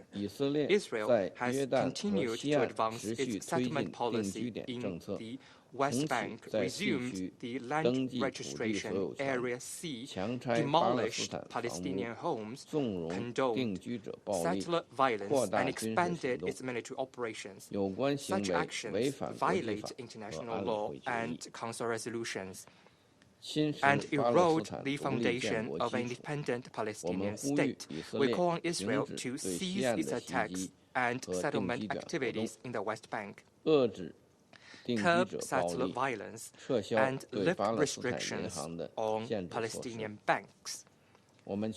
We strongly call for the revitalization of the two-state solution. The Palestinian question is at the core of the Middle East issue. The implementation of the two-state solution is the only viable path to resolving the Palestinian question. The international community should strengthen unity and jointly provide support and guarantee to advance the political process of the two-state solution, and firmly oppose the forced transfer of Palestinians and the dangerous attempts to annex Gaza and the West Bank. We look forward to the early resumption of the high-level conference on the implementation of the two-state solution. China will continue to work with the international community to make unremitting efforts to put an end to the fighting in Gaza, ease the humanitarian catastrophe, implement the two-state solution, realize a comprehensive, just, and lasting settlement of the Palestinian question. Thank you, President. I thank the representative of China for his statement, and I give the floor to the representative of France. Merci, Madame la Présidente. Thank you very much, Madam President. I'd like to begin by thanking général aux affaires politiques, M. Kiari, pour son exposé et ses éléments sur la mise en œuvre de la résolution 2334. Une nouvelle fois, notre Conseil constate l'aggravation de la situation et la France veut réitérer ici France would like to reiterate three immediate priorities here. Firstly, the regional escalation in recent weeks must not make us lose sight of the urgent need to arrive at immediate and lasting ceasefire in Gaza. The President of the Republic stated it yet again recently. There's no military solution in Gaza. The war must end. France welcomes the mediation efforts of Qatar, the US, and Egypt in that vein. And the hostages held by Hamas since the barbaric terrorist attacks on the 7th of October 2023, which France will continue to condemn in the strongest terms, must all be released unconditionally without any further delay and in dignity. The humanitarian situation in Gaza is catastrophic. We condemn the blockade of humanitarian aid by Israel. The humanitarian aid provided through the Gaza Foundation is not up to the task. We need to ensure full respect for humanitarian principles. We have seen that that foundation is radically inadequate to deliver aid. Humanitarian aid must not be exploited for political means. It must be delivered safely and unfettered throughout the entire Gaza Strip. France reiterates its full support for the UN agencies and the humanitarian partners. They have proven their integrity and their ability to deliver the aid while respecting humanitarian principles. Secondly, at the same time, there has been intensified settlement activity in the West Bank, which was referred to by Mr. Kiari in his report, and this is an obstacle to peace efforts in the Near East. France renews its condemnation of settlement activity, and we stand strongly opposed to any form of annexation, which runs counter to Council Resolution 2334 and international law, which compromises the possibility of establishing a viable and contiguous Palestinian state. That was recalled by the ICJ in its advisory opinion on the 19th of July 2024. Israel must end without delay any new settlement activity.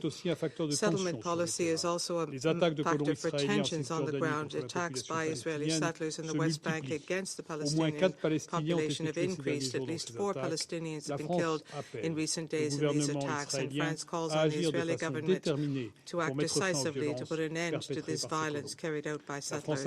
France has adopted 59 individual sanctions against extremist settlers who are guilty of violence against Palestinian civilians in the West Bank. Madam President, this is my third point.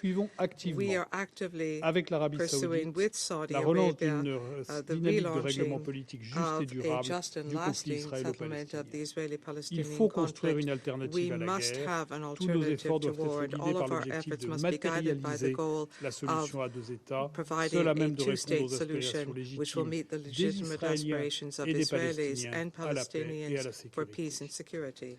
The International Conference for the Implementation of the Two-State Solution, which France will co-chair with Saudi Arabia, in accordance with the General Assembly request, has been suspended for logistical and security reasons. However, it generated a new momentum for a political solution based on the recognition of Palestine, on normalization of Israeli-Palestinian relations, on the disarmament of Hamas, on regional integration, and on a renewal of Palestinian governance. Madam President, we are working actively to ensure that this conference helps us move forward in achieving peace and security for everyone in the region, thanks to the mobilization of all states and concrete commitments which they will implement to provide a two-state solution. I thank the representative of France for his statement, and I give the floor to the representative of the Republic of Korea.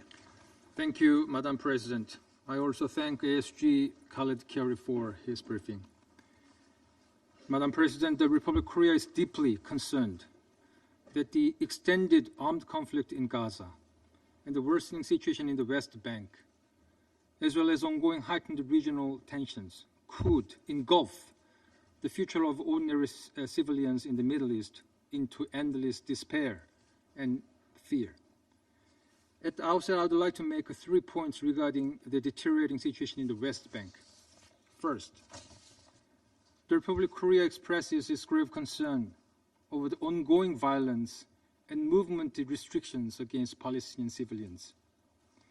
We are particularly worried by the unjustifiable killing of unarmed Palestinian civilians, including children in the West Bank. We call on Israel to strictly abide by its obligations under international law, including proportional use of force, and to hold those responsible fully accountable. Also unjustifiable is the daily organized violence by Israeli settlers against Palestinians, frequently in the presence and with the support of Israeli forces. Such injustice and impunity must end.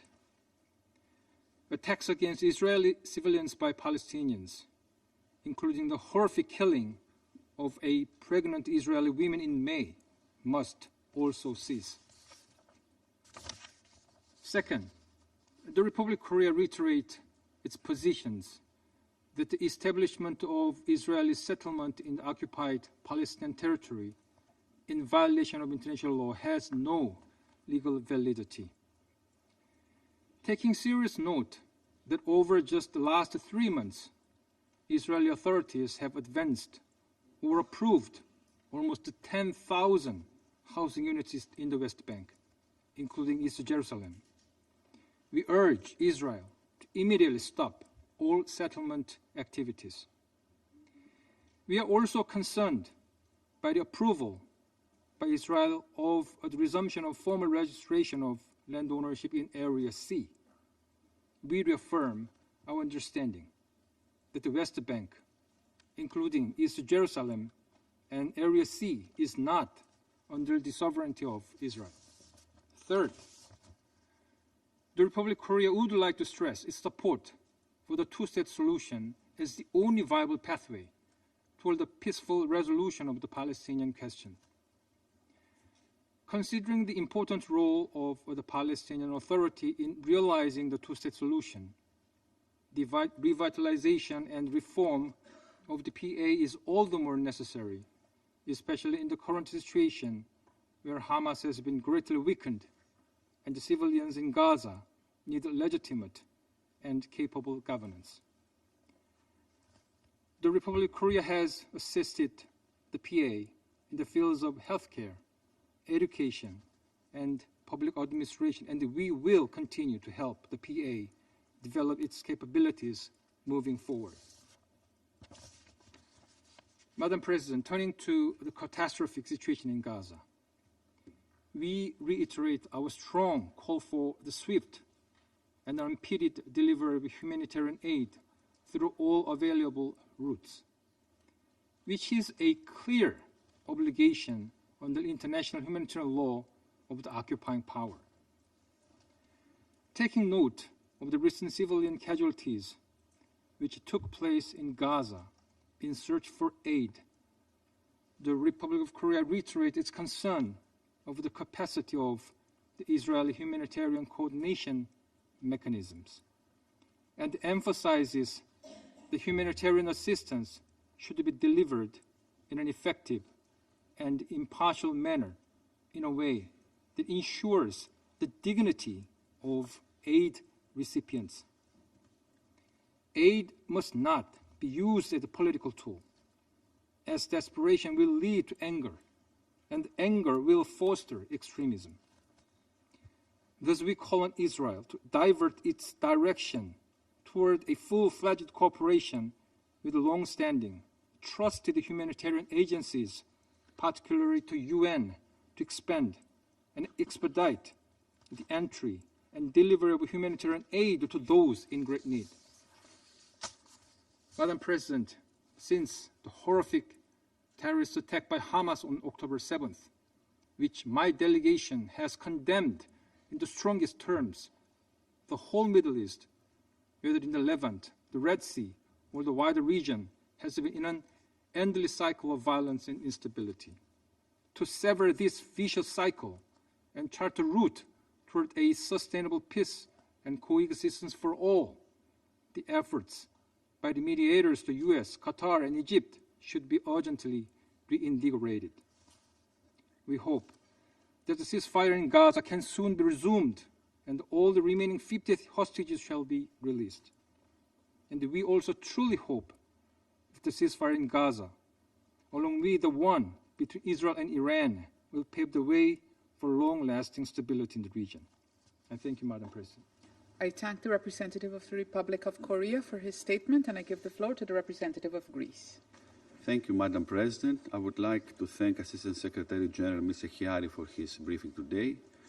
Madam President, whilst the world's attention was diverted elsewhere amidst momentous developments in the region and beyond, the scale of suffering of civilians, and particularly those borne by children in Gaza, has continued to grow. We are shocked by the images of children suffering from malnutrition and severe injuries, including amputations, as we are by those of Palestinians being killed or injured near non-UN militarized distribution sites while trying to reach food supplies, especially at a time when the entire population is at risk of famine. Humanitarian aid must never be politicized or used as a means of pressure. The population in need must be given safe access to humanitarian aid and care. Meanwhile, the safety and security of humanitarian workers is undermined on a daily basis. In this respect, we urge Israel to fully lift the blockade, as well as to allow and facilitate the safe, unconditional, massive and unhindered delivery of humanitarian aid at scale, and to restore full access to electricity and water. It is beyond doubt that this goal cannot be achieved without the valuable expertise of the UN. UNRWA's role remains pivotal and indispensable. We repeat once again our position that any humanitarian plan must adhere to the core principles of international humanitarian law, cover all parts of Gaza, and support the existing humanitarian operations within the Strip. At the same time, we must not forget that hostages continue to suffer, being held in captivity by Hamas for 19 months already. Having repeatedly condemned the October 7th terrorist attack and the ongoing detention and inhumane treatment of hostages, we reiterate our demand for the immediate and unconditional release. We deplore the refusal of Hamas to hand them over. Madam President, while the situation in Gaza remains dire, it's equally alarming in the rest of the occupied Palestinian territories. Reports indicate that more than 40,000 people remain displaced. The recent raid in the Ashkar camp in Nablus exposed thousands more at great risk of forced displacement.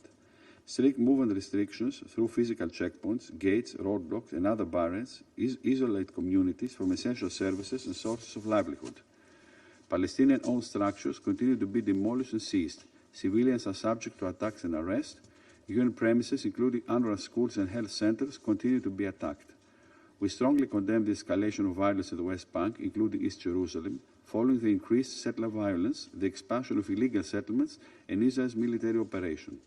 Settlement expansion is contrary to international law and the relevant Security Council resolution. Madam President, there is no military solution for Gaza. Political will is the key to ending the war and paving the way towards the revitalization of the political process with the aim of achieving two states living side by side in peace and security.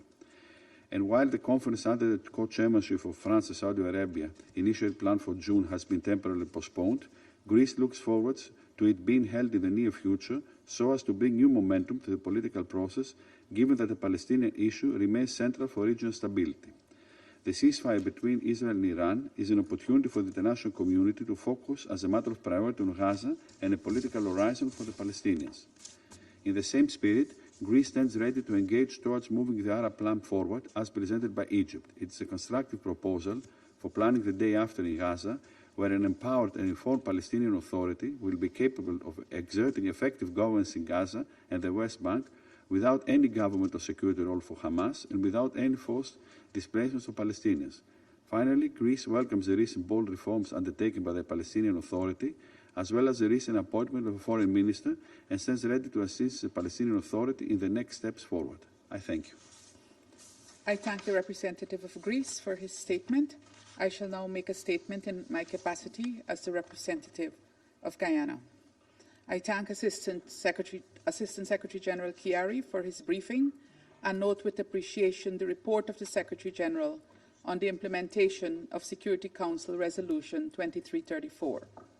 The continued non-implementation of that resolution is a matter of serious concern, particularly because of the implications for the two-state solution. Colleagues, Guyana has taken note of the active steps that the Israeli authorities are taking to advance settlement activities in the occupied West Bank, including East Jerusalem, while inevitably reducing Palestinian presence in the area. The advancement or approval of thousands of housing units moves towards recognizing neighborhoods in Israel settlements as independent settlements, continued demolitions of Palestinian homes and structures, and plans to construct a bypass road that would effectively reduce Palestinian presence in Jerusalem are all concerning and violations of Resolution 2334. Guyana calls on Israel to end all policies and measures aimed at the alteration of the character and status of the occupied Palestinian territory, including East Jerusalem. We also reiterate the advisory opinion of the International Court of Justice of July 2024, in which the court concluded that, and I quote, Israeli settlements in the West Bank and East Jerusalem and the regime associated with them have been established and are being maintained in violation of international law, unquote. Guyana reiterates its appeal to Israel to comply with international law. We also appeal to the international community, including member states of the United Nations, to comply with international law, including Resolution 2334. Colleagues, Guyana is also concerned about continuing violence against Palestinian civilians, both in the occupied West Bank and in the Gaza Strip. In the Gaza Strip, the catastrophic humanitarian situation persists. Even though the UN and humanitarian partners are willing to implement a plan that will facilitate swift relief of the man-made suffering that has been imposed on Palestinian civilians. We note with deep concern the daily killing and injury of Palestinian civilians seeking aid at the small number of sites operated by the Israeli-run Gaza Humanitarian Fund.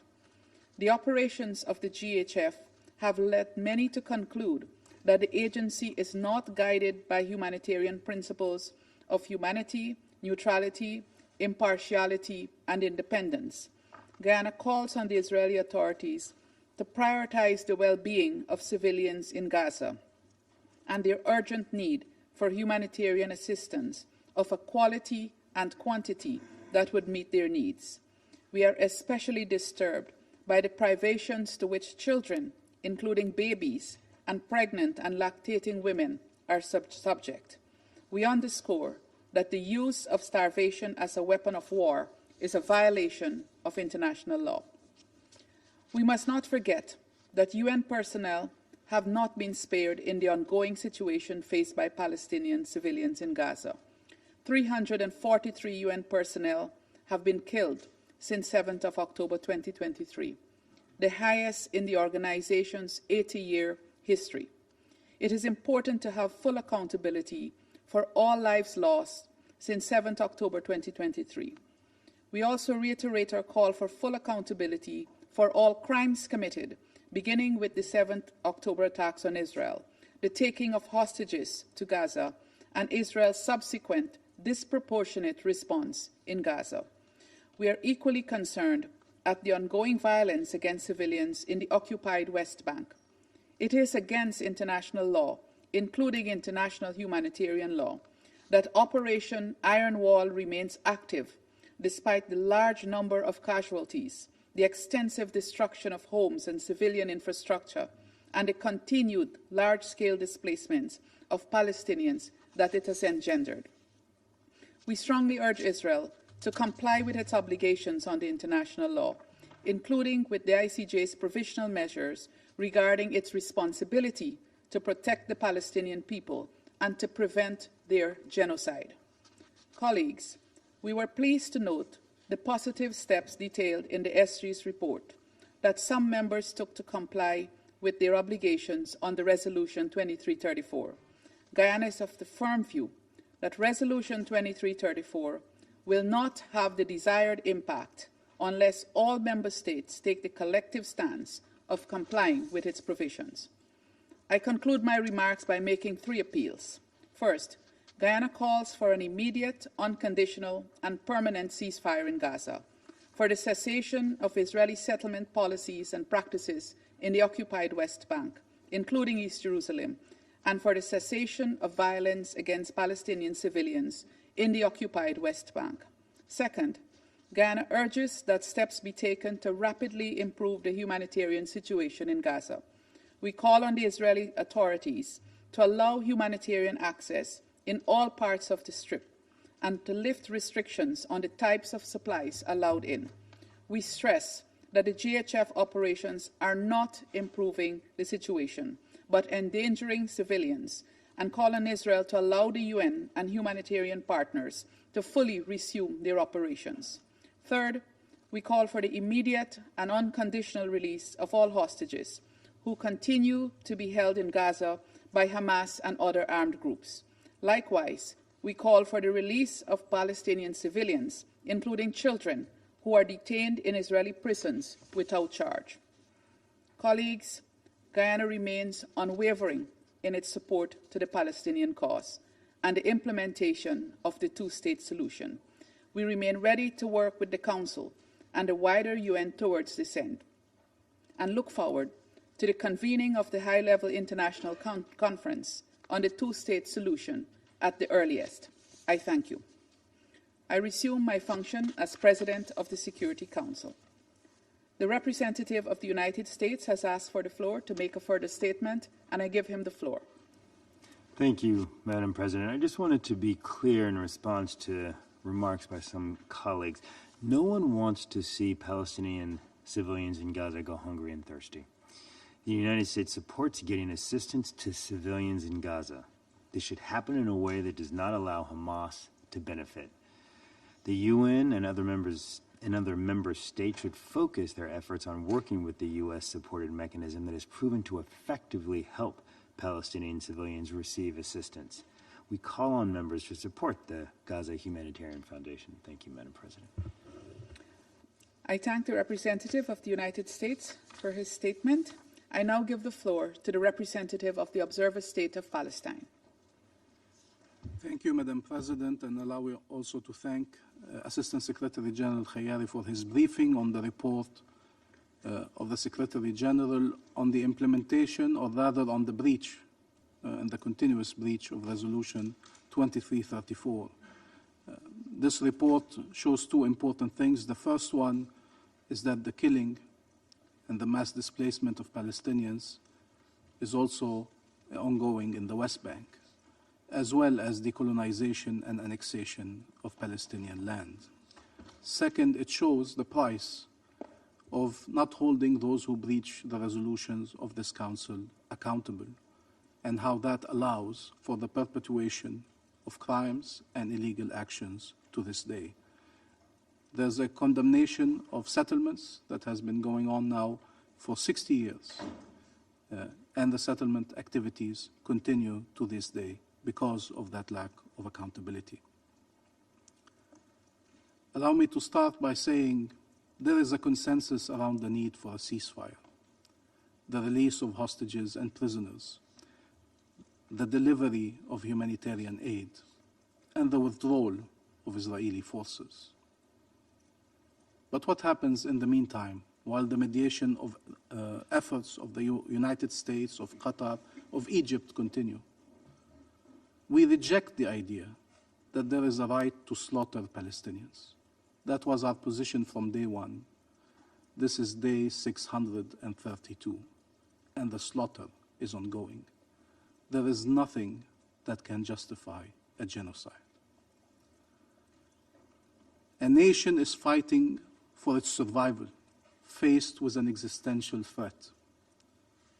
What Palestinians want is to see their children grow with no agony and no death, refusing that the only horizon that is available to them is the shroud of death or the shackles of oppression. There are still some who wonder very publicly if we do even exist, or recognize our right to existence simply to justify killing us. There are still some to wonder if we are entitled to find life and freedom in our land. There are still some who treat us as a burden, as expendable, as parasites, as a people too many, as having deserved to be killed and maimed. That dehumanization, that denial of our rights, that demonization of Palestinians reached its ultimate expression in Gaza, where the genocide continues as we speak and meet again and again and again. And while the whole world stands with Gaza, and we recognize this solidarity in all of your countries that we see every day, Gaza stands alone. And Gaza will continue standing alone for as long as the genocide continues. The decisions to hold those responsible accountable, to deter the continued commission of crimes, to ensure the killing stops and aid flows in a dignified manner throughout the Gaza Strip, cannot be deferred any longer. Every day, 100 Palestinian civilians are killed. Every single day, 100 Palestinians are killed in tents, in the streets, and while trying to provide food for their families. They are bombed, shot at, confronted with occupation-made famine and occupation-made thirst as weapons of war, and the obliteration of all the requirements of life in Gaza, from homes to hospitals, as their lives and their limbs are taken away day after day after day. And now aid is being used to torment our people, to squeeze them in 16% of the Gaza Strip. Gaza was the most densely populated area on earth, with over 2 million people living in the Gaza Strip. They now are squeezed on 16% of that area, to render them more desperate, to force them to leave their land. We are no different than the nations represented here, who achieved their independence and took their rightful place among the community of nations. We are entitled to life. We are entitled to freedom. We are entitled to security. And we are entitled to our independent state. There is something unbearable and honestly a bit humiliating about having to proclaim over and over again that we are part of humanity and that we should be treated as human beings. Palestinians were not born to live their lives under foreign occupation or to endure repeatedly death and destruction, displacement and dispossession. That is not our fate. We are no lesser beings than those who claim these rights for themselves around the world and across history, who proclaim this self-evident truth that all people are created and remain equal, that they are endowed with certain unalienable rights, that among these are life, liberty, and dignity.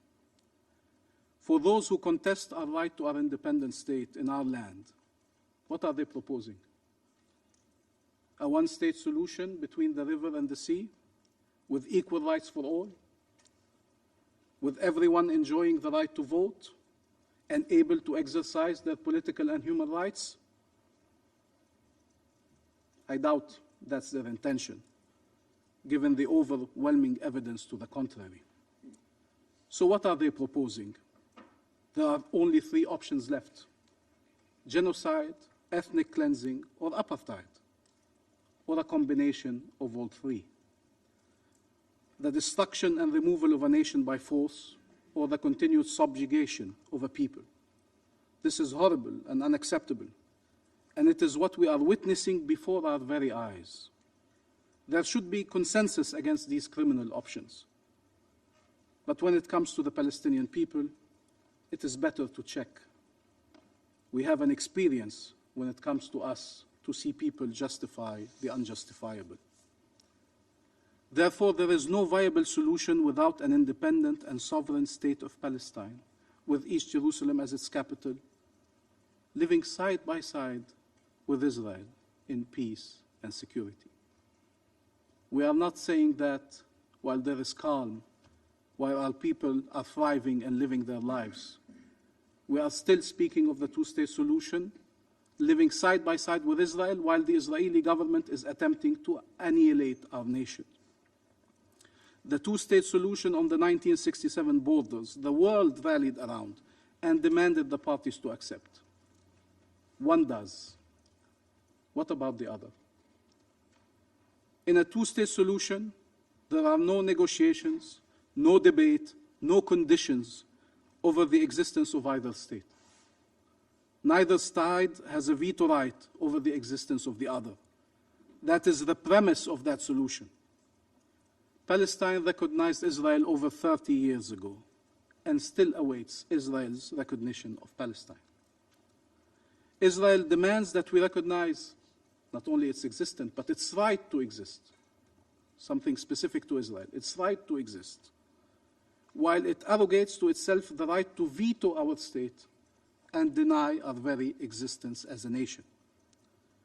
In fact, Israel not only claims this veto right over Palestinian statehood, or raises condition after condition to make it impossible, it actively pursues the destruction of that state and the displacement of our people.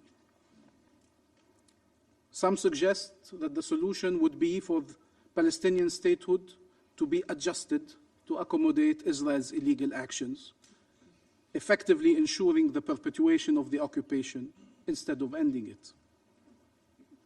You know what a state is. Sovereignty is a corollary of statehood. They are inextricably linked. Independence is freedom from foreign occupation and domination in all its manifestations. And we are entitled to sovereignty and security too. Madam President, Netanyahu held a map in the General Assembly in September 2023 about his vision for the new Middle East. In that map, Palestine had disappeared altogether. Israel, from the river to the sea. Not a slogan as the one that upsets Israel so much. A reality that its occupation forces, its bulldozers, its settlers, its settlements are trying to build through violence. On the ground, every day there is a new massacre. Palestinian cities and towns look like an archipelago in an ocean of Israeli settlements, enclosed military zones, as communities are confronted with a shrinking space delineated by occupation forces and settlers' attacks, by illegal military orders and illegitimate measures, as if they were drowning under this constant violence and pressure. From Masafir Yatta to Kafr Malik, to Taibe and Der Dibwan, from Jerusalem to Jenin, from Nablus and Tul Karam, from Tubas to Bethlehem and Al-Khalil. Everywhere, Palestinians confined, fragmented, suffocating under this occupation. Under the pretext of ensuring the security of the occupying power, Israel is threatening the very survival of the occupied people. The only way forward is ending the occupation and the violence once and for all. Palestine is committed to nonviolence in words and deeds. It condemned attacks against all civilians without distinction, Palestinians and Israelis. It reaffirmed its commitment to the two-state solution on the basis of the relevant UN resolutions and the Arab Peace Initiative. It was ready to cooperate fully and still is with the International Conference on the Peaceful Settlement of the Question of Palestine and the implementation of the two-state solution, co-chaired by Saudi Arabia and France. And it started by spelling out its commitments in a letter of President Abbas to President Macron and to the Crown Prince of Saudi Arabia. And we are acting upon these commitments. But we also have rights that need to be upheld, and that is what the letter affirmed as well. We implemented reforms exceeding expectations in impossible circumstances. You know, we are asked to do a lot, and we are saying we are ready to assume all our responsibilities, including in the Gaza Strip, to ensure sole governance and security responsibilities, to have a monopoly over governance and weapons. And we are being denied our ability to do that, to deliver to our people by Israel. You have to help us get rid of the shockhold that Israel has over us, politically, militarily, physically, and financially. Imagine a government that would have to deal with daily incursions by a foreign force, by forces and settlers, into their towns and cities, day after day. Imagine if your resources were being stolen, your natural resources and your money. Israel is withholding $2.3 billion of Palestinian revenues. That means that we have been unable to pay to most of our public employees the equivalent of several months of salaries. Imagine in your countries if you didn't pay for 1 month the salaries of your public employees, what would happen? You know what Palestinian civil servants are doing? They are showing up, despite that, to deliver to their people. We are doing the impossible in impossible circumstances, and Israel wants to make sure we fail. It will eventually regret it if it was to succeed. But you have a duty to ensure we do not fail. We succeed for the Palestinian people and their rights, but also for the prospects of peace in our region. We accepted every international mechanism, every verification. We ask you to come and check that we are upholding our obligations, as long as you are ready to check in parallel that Israel is upholding its obligations. We have called for the deployment of forces to ensure a ceasefire is respected under a UN mandate and upon the invitation of the Palestinian side, to protect the Palestinian people and to ensure the security for all, with regional and international forces. There is a plan. There is a plan today, an Arab OIC plan supported by the whole world that would allow to bring this situation to an end, to start the recovery process in Gaza, to rebuild Gaza while the Palestinians remain in it. Israel is undermining all these efforts, the international efforts, the regional efforts, the Palestinian efforts. None of these decisions we are making are easy, especially when Israel is sparing no effort to destroy our state and to harm our people. I urge you not to take us for granted, not to take these decisions for granted. I urge you to help us demonstrate to our people that there is a peaceful path to liberation. If they lose that hope, you cannot imagine the reverberations. We need to demonstrate that there's a peaceful path to liberation. Israel wants to convince them that there's no path to liberation because it believes they will then disappear, either by being killed or being displaced. That is a horrible bet, that is an inhumane bet, and that is a crazy bet that endangers the security of everyone. And it cannot be allowed to continue. Calls for ending the killing in Gaza, ending colonization, upholding international law and the relevant UN resolutions must be accompanied by actions that allow the achievements of these goals, including in line with the determination of the International Court of Justice. We are asked to restate and prove every single day our commitment to nonviolence and the two-state solution, while the other side is unleashing brutal violence against our people and is destroying the two-state solution. There is nothing that will allow to justify the double standards of demanding Palestinian pacifism while justifying, fueling, or even tolerating Israeli militarism. That is not the way forward. There's always a way to justify violence. But the only way forward for the benefit of all is to break the cycle of violence. There's a Palestinian leader from Jerusalem who was an icon of the non-violent Palestinian struggle called Faisal al-Husseini. And in an attempt to convince the people of why the non-violence way was the right way, he used a metaphor.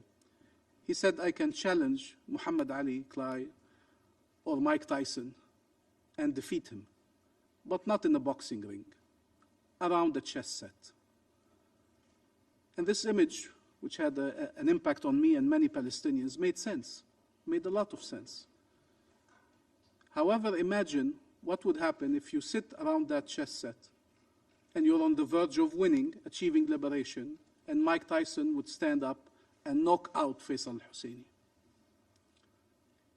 And Faisal al-Husseini would rise, as he has done in real life, after being beaten time and time again in Jerusalem, in the streets of Jerusalem, and would put the chess set forward and say, let's try again. And as soon as he was going to win, Mike Tyson would rise again and knock him out again. Don't you think that some of the people observing this scene would say, why doesn't he swing at him? Even if it sounds crazy given the asymmetry of power. But there's one way to prove that Faisal al-Husseini is right, by upholding the rules, by preventing that violence from taking place, by not allowing one side to knock out the other side, time and time again. That is the way that we preserve life. That is the way that you ensure security. There's no Israeli security at the expense of Palestinian life and Palestinian rights. There is shared security, shared life. And the sad reality is, as part of this dehumanization of Palestinians, is once the slaughter is over, and it has to be over, there's an expectation that Palestinians should move on, regardless of the lives lost, of the limbs lost, of the loved ones lost, regardless that their lives were turned into ruins, that every inch of Gaza has witnessed tragedies and methodic devastation. There's an expectation that parents will walk the earth with the shadow of their killed children and do nothing about it. The children who were orphaned will hold on to the memory of their parents, but not to the anger over how they were killed. There's an expectation that a nation will be able to move on from the reality of parents carrying their children in plastic bags, of families buried under the rubble or the sand, or in the tents they found shelter in after everything else was destroyed.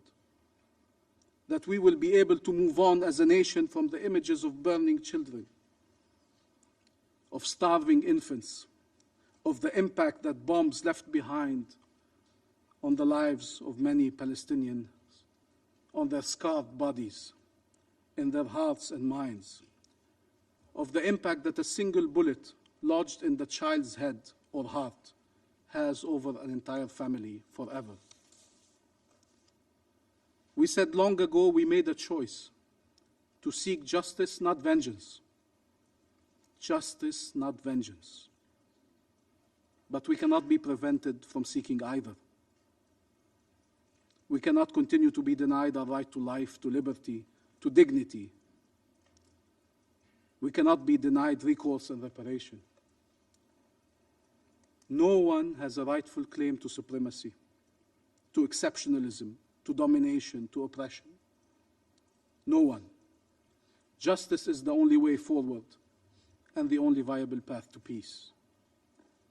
And we are still pursuing peace, despite everything that was done to us. How many times have we heard the claim that the Middle East was one war away from peace, only as a prelude to another war and another war? How many times did we hear the claim that the Palestinian question no longer mattered or was finally put to rest? No one should succumb to these lies and illusions any longer. They cost lives, and we have already lost way too many lives. A different reality is possible for Palestine, for Israel, and for the region. A reality of shared peace, security, and prosperity. It starts with ending the genocide, releasing hostages and prisoners, delivering humanitarian aid, and the full Israeli withdrawal from Gaza. It starts from putting an end to the annexation of our land and the displacement of our people. And it will materialize with the independence of the state of Palestine. Shared security will be achieved by the fulfillment of our inalienable rights, not their continued denial. There is not a people too many in the Middle East. There is an independent state missing. We ask for nothing more than what international law has determined as our rights, at par with other peoples around the world, but we will accept nothing less. Our freedom can no longer be denied or delayed. And I thank you, Madam President. I thank the representative of the observer state of Palestine for the statement. The representative of the United States has asked for the floor to make a further statement, and I now give him the floor. Thank you again, Madam President. Accusations of genocide are categorically false here and fuel anti-Semitism around the world. America fully supports Israel's right to defend itself. Israel has taken numerous measures to limit harm to civilians and to address humanitarian needs. The loss of civilian life in Gaza is tragic, but the responsibility for this rests with Hamas, which could stop the fighting today by freeing the hostages and agreeing to the ceasefire terms already accepted by Israel. Thank you, Madam President. I thank the representative of the United States for his statement. I now give the floor to the representative of Israel. Thank you, Madam President. First, I would like to thank ASG Kiari for his briefing. Madam President, Jonathan Samerano's parents had prayed every day for a miracle. Instead, last week, we received the cold confirmation of tragedy. The IDF recovered Jonathan's body in Gaza.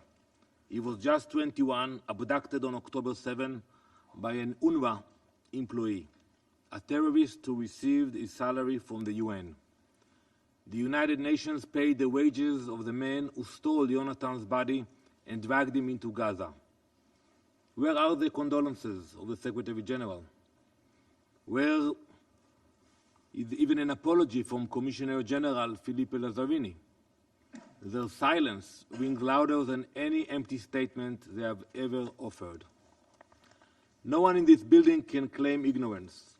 No one can hide behind the excuse of not knowing, because Jonathan's mother, Ayelet Samerano, came here many times to this very building and looked Commissioner Lazzarini in the eyes.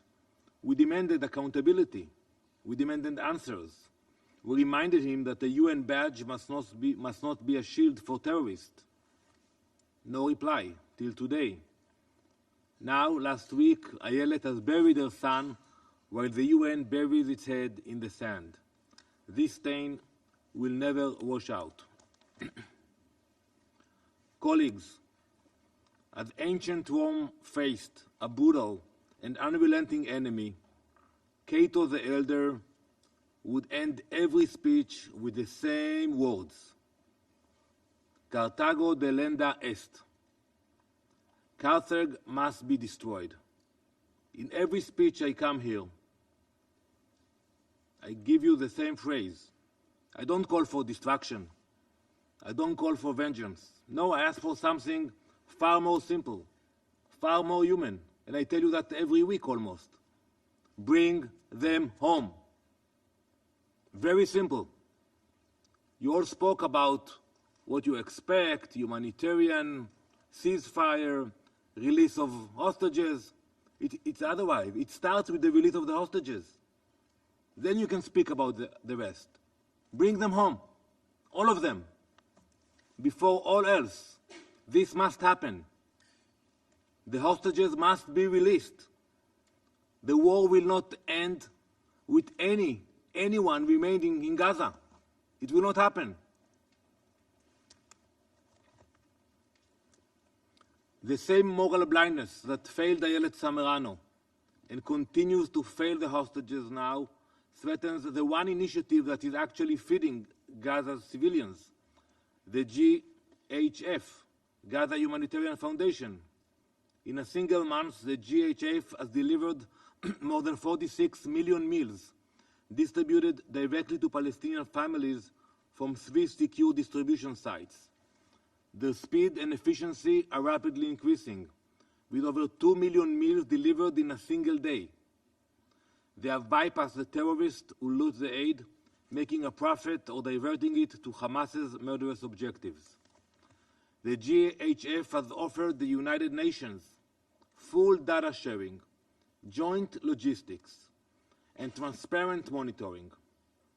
What has the response been from the Secretary General and other officials? And we heard it today: indifference, defamation, and obstruction. 3 weeks ago, Hamas terrorists murdered clearly identified GHF staff as they were returning from a day of feeding Gazan civilians. Horrible pictures. They stopped the bus, tortured them in the middle of the road, and executed them. The Secretary General said nothing. OCHA, nothing. UNRWA, nothing. Silence in the face of murder is not impartiality, it is abandonment. Meanwhile, some offices here have circulated anonymous so-called briefings smearing the JHF model. They spread disinformation that Hamas weaponized to justify more attacks on aid workers. Outrageously, the UN has also embellished and promoted false allegations against the GHF about violent incidents, shamelessly promoting claims made by Hamas-controlled sources. The blindness and hatred have now exploded into absurdity, with some actors even promoting the insane conspiracy that the aid being distributed contains drugs.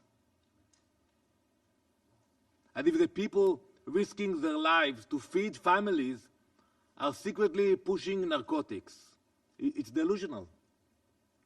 I don't get it. Why not to cooperate? Why not to work together?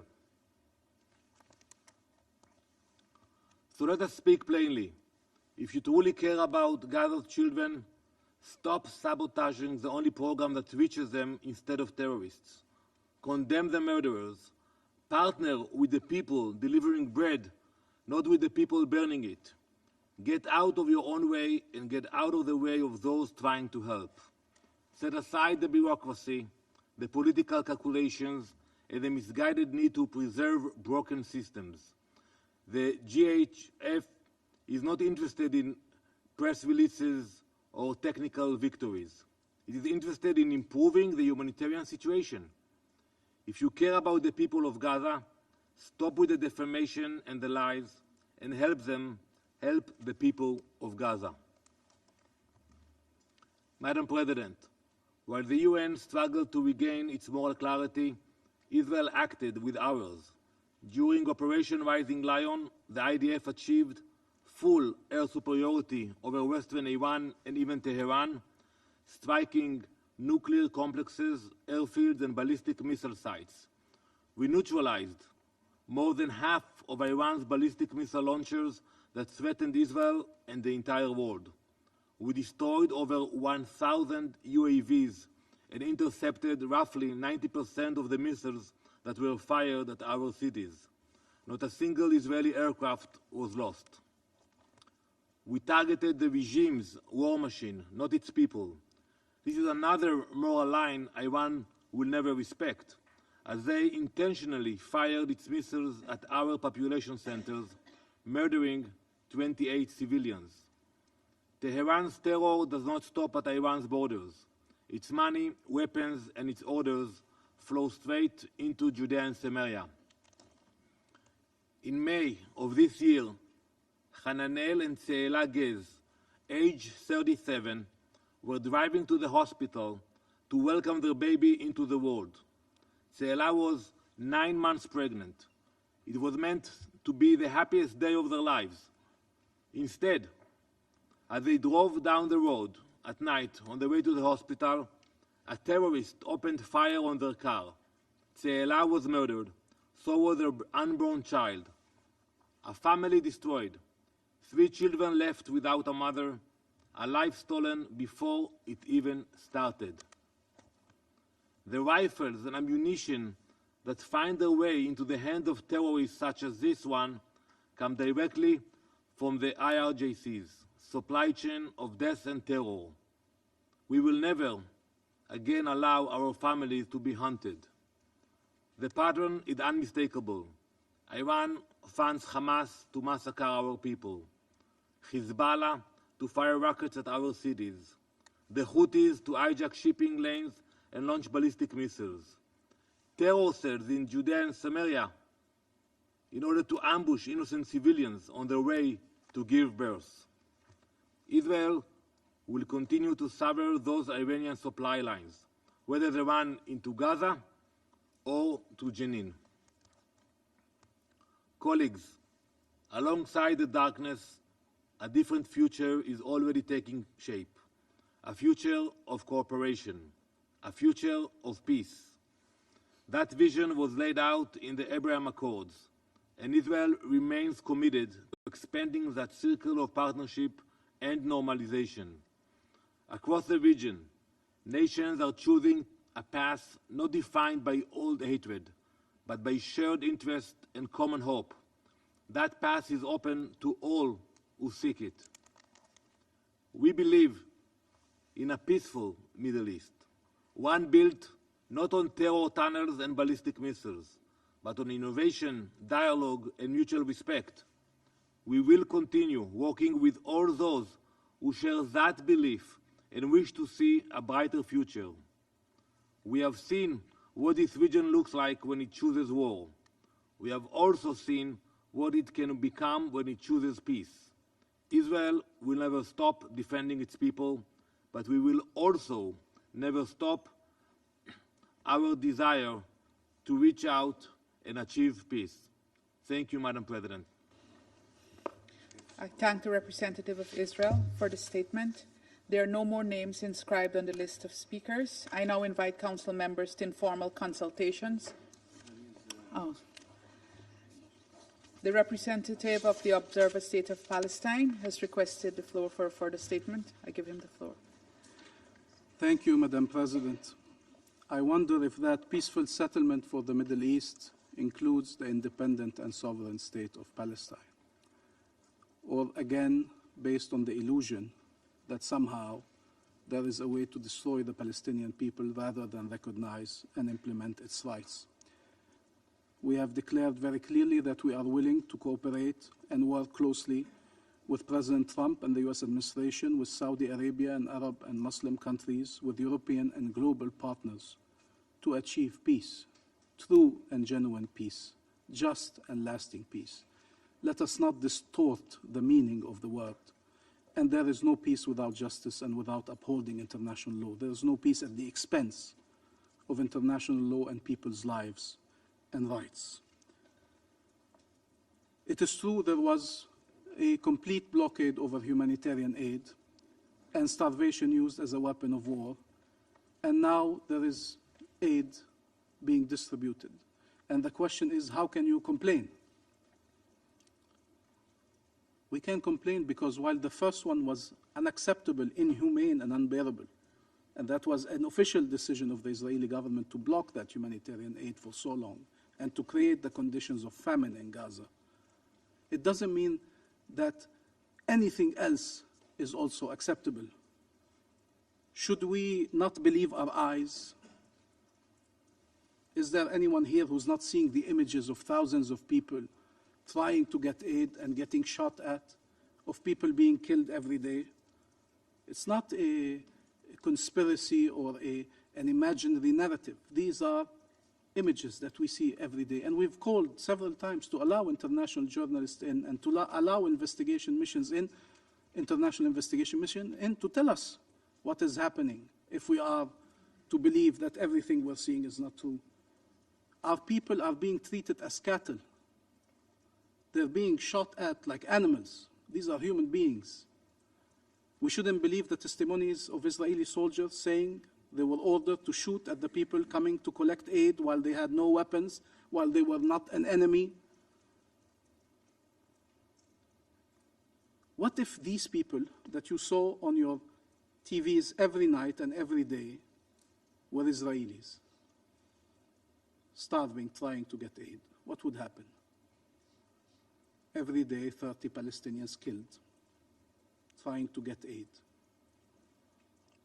So yes, aid needs to be distributed, but needs to be distributed in a dignified manner to all Palestinians, not as a means to forcibly displace them, squeeze them into part of the territory, make them desperate, further humiliate them. We ask to be treated as human beings. That's not too much to ask. And it is a bit insulting to suggest that we are not entitled to be treated that way, that we should take whatever is thrown our way and be thankful. Speaking about attacks on aid workers, you want to go there? Attacks on aid workers, humanitarian personnel, UN staff, attacks on aid workers. You spoke Colleagues, you spoke of Hamas and I just wish to remind that the decorum of the Council be kept and that we refrain from any personal attacks or even crosstalk. Point taken, Madam President. We've seen attacks on humanitarian workers, on the UN staff.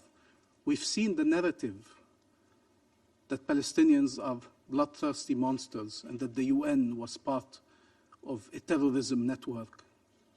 And that narrative and that incitement led to real-life consequences of occupation forces killing entire families and children and attacking the UN and killing them and detaining them and torturing them. This should be taken seriously. Hamas is responsible for the actions it takes. And we have been very clear in our position on every matter, whether it is on the attacks on civilians or the taking of hostages. We reject and oppose these actions. But Israel is responsible for its actions. Israel is also responsible for its actions. It cannot defer that responsibility or deny that responsibility.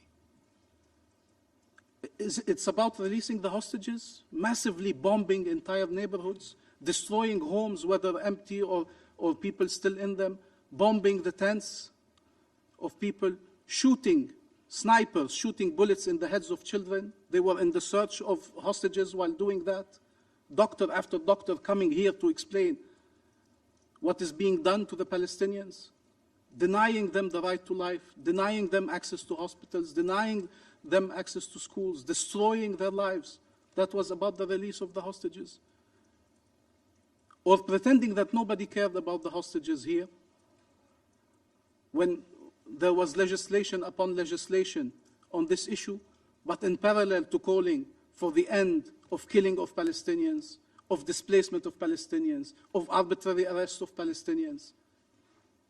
But you cannot tolerate the fact that the Palestinians are people, that they are human beings, and that they are entitled to the equal measure of rights. So it is not about them. A ceasefire would be the best way to end the bloodshed, to release the hostages, and to finally embark on a path to end the occupation. And I want to be very clear, when we speak of genocide, in no way do we hold Jews around the world responsible for Israel's actions.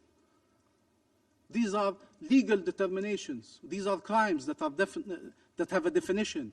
If I say Israel commits war crimes and crimes against humanity and genocide, nobody can answer that we are fueling anti-Semitism, except those who have a confusion between the acts of the Israeli government and the Jews around the world. And that's an unacceptable confusion. We will never go there. Those responsible are those doing the act. And you cannot say that they are responsible because of their identity, nor you can say they are innocent based on their identity. The identity of the perpetrators and the identity of the victims is not relevant here. It is the actions that are being committed. And we can have a legal debate over the qualification of genocide, despite the overwhelming conclusion reached by many legal experts around the world and many organizations around the world that are extremely credible. I think it's more important to focus on ending the killing. But it is not acceptable to use Jewish people or the Holocaust as a shield from holding Israel accountable for the commission of war crimes, crimes against humanity, and genocide. It is irresponsible to do that. It is unacceptable to do that. We believe in international law, all of international law, nothing but international law. We hold ourselves accountable based on that standard. Israel cannot invent its own standard. The same rules apply to all of us. And everyone who breaches these rules should be held accountable. I think enough Palestinians' lives have been lost to finally reach that conclusion. There is nothing that justifies massacres. Nothing. You cannot say my right to security, you cannot say my right to existence, you cannot use big words to hide behind them and justify massacres. We want shared life, 2 states, Palestine and Israel. We are very clear. And I wish we could have that clarity from the other side. 2 states, Palestine and Israel. Israel has been a member of the United Nations for 75 years now. We are still waiting for our turn. And how can we explain that we are still waiting for our turn? How can we explain that our people are still not free all these years? That they have to fulfill a threshold, reach a threshold that no other country around the earth has been asked to meet. The same rules for everyone, a right to life for everyone, a right to security for everyone, a right to freedom for everyone, respect for human dignity for everyone. Speaking of human shields, to explain mass bombing of people, shooting randomly at people, when Israel itself, the latest UN report shows, has used boys in Gaza and the West Bank, Palestinian boys, as human shields in its military operations. That's the problem. When you think that what you do is acceptable because you are the one doing it. No, the same actions should bring the same level of condemnation and the same clarity. All these people abducted from Gaza that disappeared, including doctors, including children, that would be acceptable? And we call on the Israeli people not to believe the narrative of its government that the whole world is conspiring against them. We are truly extending our hand in peace to end the violence, but we need to end the occupation. We need freedom and justice so all can coexist in our region. That is the new Middle East we all need and aspire to. That is the right Middle East that we need to see. One where no existence is denied, one where nobody's freedom is denied, one where nobody's security is denied, one where we can share in life and peace and prosperity. Thank you, Madam President. I thank the representative of the Observer State of Palestine for his statement. The representative of Israel has asked for the floor to make a further statement. I give him the floor. Thank you, Madam President. The representative of Palestine spoke for so long, but at your speech, you forgot to mention the responsibility of Hamas. Why are you afraid from Hamas? I will not answer all your lies. I will ask you one question. Can you agree with me and with my colleagues that there is no future for Gaza with Hamas in Gaza? Can you agree on this sentence, that the future of Gaza will not include Hamas? If you say yes, we can talk about everything. You blame us and we blame you. That's the core of the conflict. We don't want to destroy the Palestinian people. We are not fighting the Palestinian people. We are fighting Hamas, the terrorist organization who brought you to where you are today. So if you claim that you represent the Palestinian people, be responsible, be brave, and agree with me today that the future of Gaza will not include Hamas. I thank the representative of Israel for his statement, and the representative of the Observer State of Palestine has asked for the floor to make a further statement, and I give him the floor, and this will be our last statement in the meeting. Thank you, Madam President. I wonder if this is not you attempting to destroy Palestine, what it is. We heard that you are taking all the precautions not to harm civilians. I can only imagine what it would be if you were not taking these precautions. You've asked, it so happens we're not in an Israeli interrogation or an Israeli jail. I have said, but you have decided not to hear, and I'm sorry, Madam President, to address the person directly since the representative of Israel addressed me. We have said that we do not accept and reject all attacks against civilians. We have said that we are willing to take our responsibilities in governance and security in Gaza tomorrow. Sole responsibility. That means there's no Hamas ruling in Gaza. That means there's no weapons there except in the hands of the Palestinian official government. We have a policy of one state, one law, one gun, one government. But you are undermining that Palestinian government who wants peace. You are preventing that from happening. The more we delay the ceasefire, the more killing there is. Instead of arriving to that solution proposed by Palestine, the region, and the world, to have a Palestinian government operating in Gaza with regional international support, with the deployment of forces upon our invitation, you are denying that state. And there's always a reason. It's Hamas, it's this, it's that, it's you didn't say this or you should do that. Look at everything we have done and everything we have said and tell me where Israel has done anything that matches the level of commitment we have shown. Your Knesset is voting against the Palestinian state. Your officers are destroying it on the ground. You can claim you're not trying to destroy it, but again, people have eyes. Does Israel recognize the state of Palestine? Say it. Then that would be an important meeting. We would finally have achieved a breakthrough that you believe in a Palestinian state living side by side with Israel.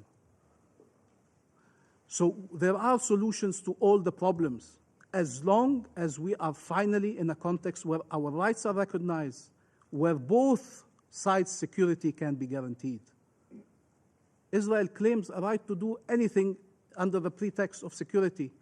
That is not possible. No other state could behave this way. So I think we've been clear. We cannot be clearer. There is a solution today, but nothing justifies what you have done in Gaza. Nothing justifies what you have done in Gaza. If we had tried to justify the killing of Israeli civilians, nobody in the world would have accepted it under any reason and under any claim or any right. Therefore, your systematic killing of Palestinian civilians can never be justified. We are not lesser human beings. We are not expendable. And then the UN reports are wrong, the human rights organizations are wrong, the journalists are wrong, the governments around the world are wrong, your closest allies are wrong. Or maybe you are wrong, maybe you are lying, maybe you are distorting realities to serve the policy. The permanent representative of Israel wrote about the importance of the voluntary migration of Palestinians, the code name for ethnic cleansing in Gaza. We want to live in freedom and dignity in our land. That is our right. And we are willing to do so within the two-state solution. Within the two-state solution. And it is time for Israel to stop destroying that solution. For the benefit of Palestinians, for the benefit of Israelis, for the benefit of the region, and for the benefit of the world. Representative of the Observer State of Palestine for his statement, and I now invite Council members to informal consultations to continue our discussions on the subject. The meeting is adjourned.